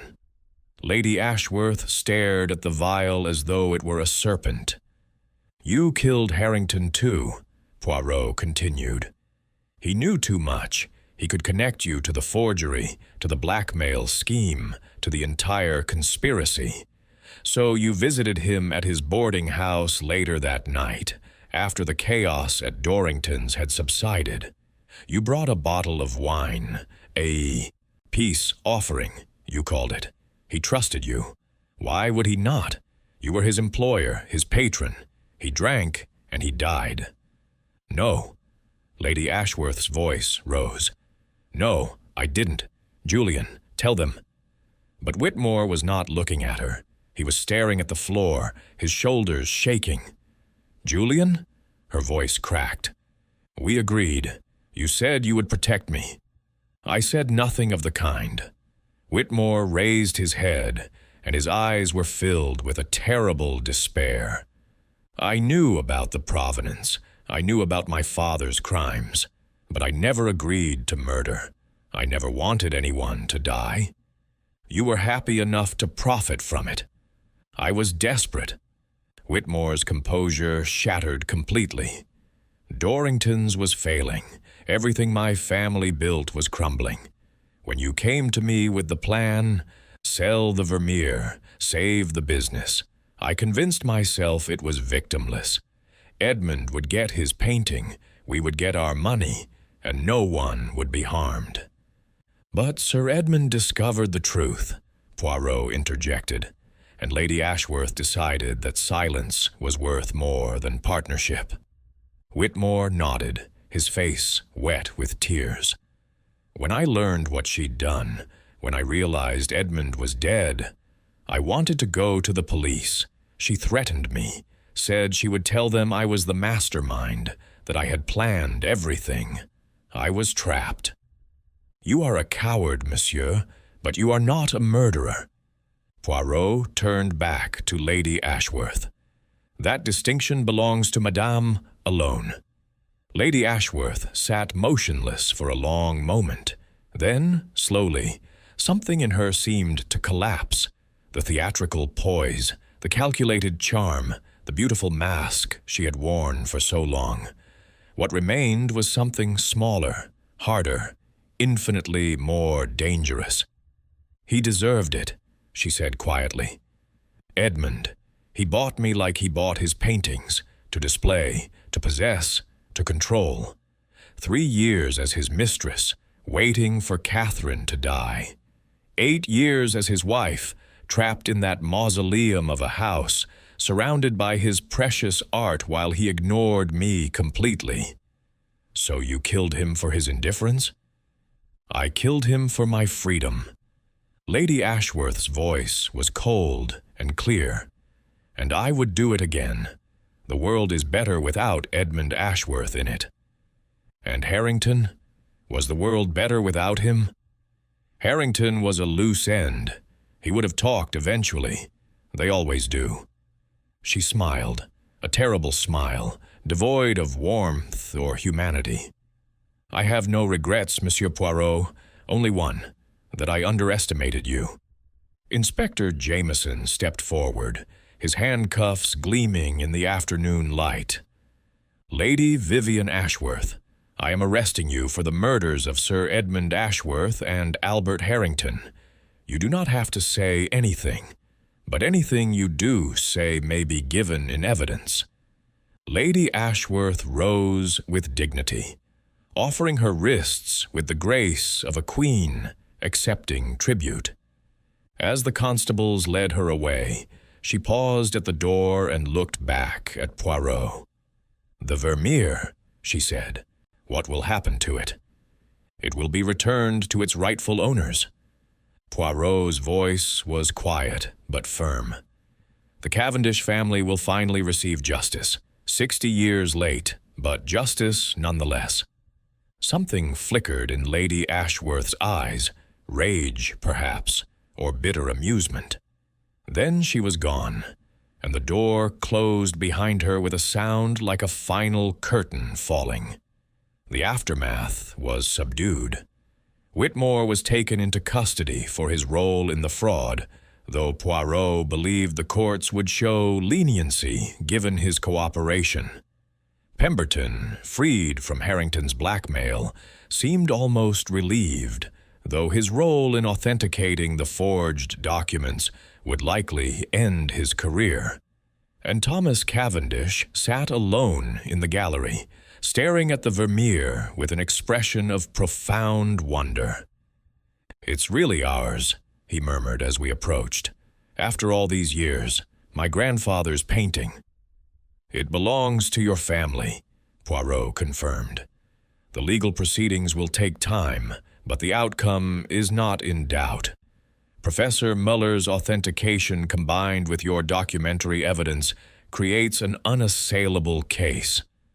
Cavendish turned to face us, his pale features transformed by something approaching joy. "I don't know how to thank you, Monsieur Poirot. You've given me back my heritage." "I have given you only the truth, Mr. Cavendish. What you do with it is your own affair." Poirot paused, his expression softening. "But if I may offer advice, do not let this painting consume you as it consumed others. Beauty is meant to be shared, not hoarded. Perhaps in time, you might consider lending it to a museum where all may appreciate its glory." Cavendish nodded slowly. "My grandfather would have liked that, I think. He always said art belonged to everyone." We left him there, communing with his recovered treasure, and made our way out into the gray London afternoon. Chapter 7. True Value. 3 weeks later. The fire crackled softly in the sitting room at Whitehaven Mansions, casting dancing shadows across the walls.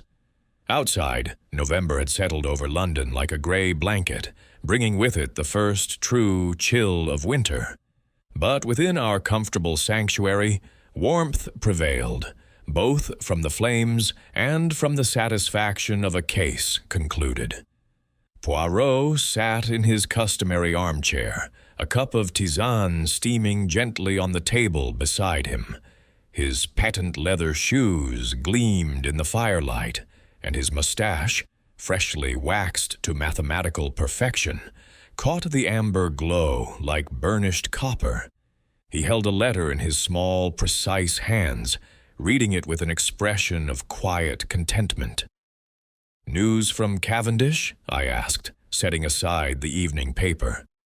"Indeed, Hastings, most gratifying news." Poirot folded the letter with care. "The legal proceedings have concluded more swiftly than anticipated. The Vermeer has been formally returned to the Cavendish family, and young Thomas has announced his intention to loan it to the National Gallery for a period of 5 years. Generous of him. He has taken my advice to heart, it seems.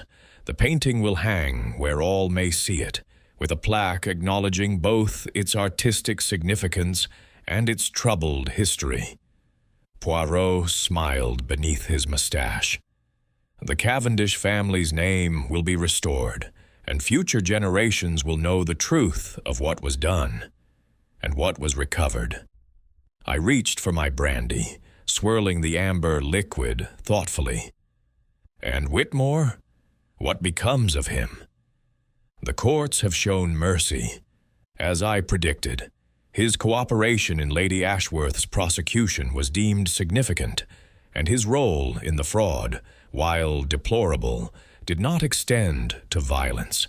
He has received a suspended sentence and been barred from the auction trade for life." Poirot's expression hardened slightly. "Dorrington's itself will close its doors permanently at month's end. The trustees have concluded that the scandal is irrecoverable. 150 years of history ended by one woman's greed. By many people's greed, Hastings. Lady Ashworth was merely the final link in a chain that stretched back generations. Harold Whitmore's original theft, his son's complicity, the forger Harrington's willingness to serve whoever paid most handsomely." Poirot shook his head slowly. "Evil, it does not spring fully formed from nowhere. It grows, like mold in darkness, nurtured by silence and expedience. I thought of Lady Ashworth, her beauty, her poise, the cold emptiness behind her eyes, as she confessed without remorse. She showed no guilt at all, not for Edmund, not for Harrington, nothing. Some souls, mon ami, are born without the capacity for remorse. They move through life as predators, taking what they wish, discarding what they cannot use." Poirot's voice was soft, almost sad. Lady Ashworth loved only herself. Her husband was a possession that had outlived its usefulness. Harrington was a tool that had become dangerous. She disposed of them both with no more feeling than one would dispose of a worn-out glove. And yet she was clever, extraordinarily clever. Clever, yes, but not wise. Poirot tapped his temple with one finger. "The little gray cells, Hastings, they are not merely for solving puzzles, they are for understanding human nature. And Lady Ashworth, for all her intelligence, failed to understand a fundamental truth. that murder, once committed, creates ripples that cannot be contained. The warning letter, I said, understanding. If Cavendish hadn't sent it, if Cavendish had not sent it, Sir Edmund might have completed the purchase without incident. The fraud would have succeeded.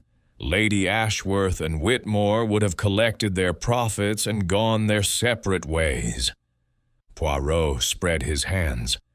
But Cavendish's letter changed everything. It alerted Sir Edmund to the deception. It forced Lady Ashworth to act precipitously, and it created the very circumstances that led to her exposure. Justice, then, of a sort. Justice always finds its way, Hastings, sometimes swiftly, sometimes across generations. The Cavendishes waited 60 years for their stolen treasure to be returned. The Whitmores built an empire on theft and blackmail, and that empire has now crumbled to dust. Poirot's eyes gleamed in the firelight. There is a balance to these things, I find, a cosmic ledger that must eventually be reconciled. We sat in companionable silence for a time, listening to the fire pop and settle. My thoughts drifted to the various players in our drama. Cavendish, vindicated at last. Whitmore, disgraced but free. Pemberton, his career ruined by association. The faithful Finch, now seeking new employment with references from Poirot himself. "What of the Vermeer?" I asked at length. "Have you seen it since the trial?" "I visited the National Gallery yesterday, where it now hangs in preparation for the formal exhibition." Poirot's expression softened into something approaching reverence. "It is magnificent, Hastings, the woman reading her letter by candlelight. There is such intimacy in her expression, such private joy. Vermeer captured something eternal in that moment, the simple pleasure of words from someone beloved. Rather ironic, given the circumstances. Letters caused nothing but trouble in this case. Ah, but that is the nature of communication, non? Words have power to heal, to harm, to reveal, to conceal.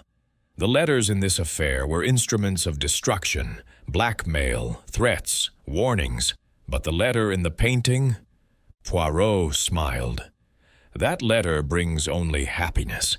It is a reminder that beauty persists, even when surrounded by ugliness. I raised my brandy glass. To beauty, then, and to justice. To truth, Hastings. Poirot lifted his tisane in response. For without truth, neither beauty nor justice can long survive.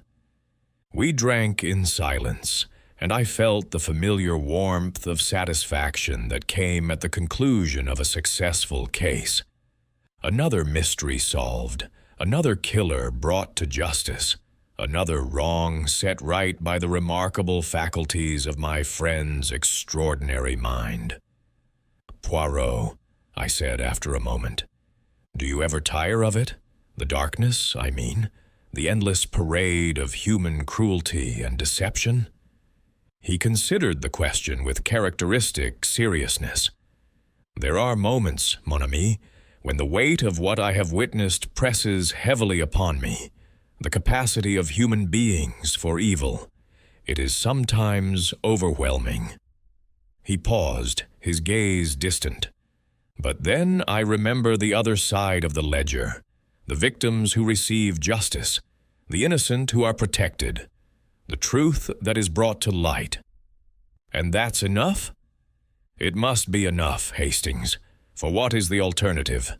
To surrender, to allow the darkness to triumph unchallenged?" Poirot shook his head firmly. "Non, Hercule Poirot does not surrender. The little gray cells, they demand to be used. And as long as there are puzzles to be solved, wrongs to be righted, truths to be uncovered, I shall continue." He rose from his chair and moved to the window, gazing out at the lamp-lit street below. The fog had rolled in again, softening the edges of the world, transforming London into a city of shadows and mysteries. Besides, he added, a hint of his old vanity creeping into his voice, I am rather good at it, am I not? I laughed. I couldn't help it. Rather good? Poirot, you're the best there is. He turned from the window, his mustache twitching with pleasure. This is true, Hastings. This is undeniably true. And with that characteristic blend of genius and ego, Hercule Poirot settled back into his chair, reached for his tisane, and prepared to await whatever mystery next required the services of the world's greatest detective. The fire crackled on. The fog pressed against the windows. And somewhere in London I knew another puzzle was forming, another case that would demand the unique talents of my remarkable friend. But that, as they say, is another story. The end.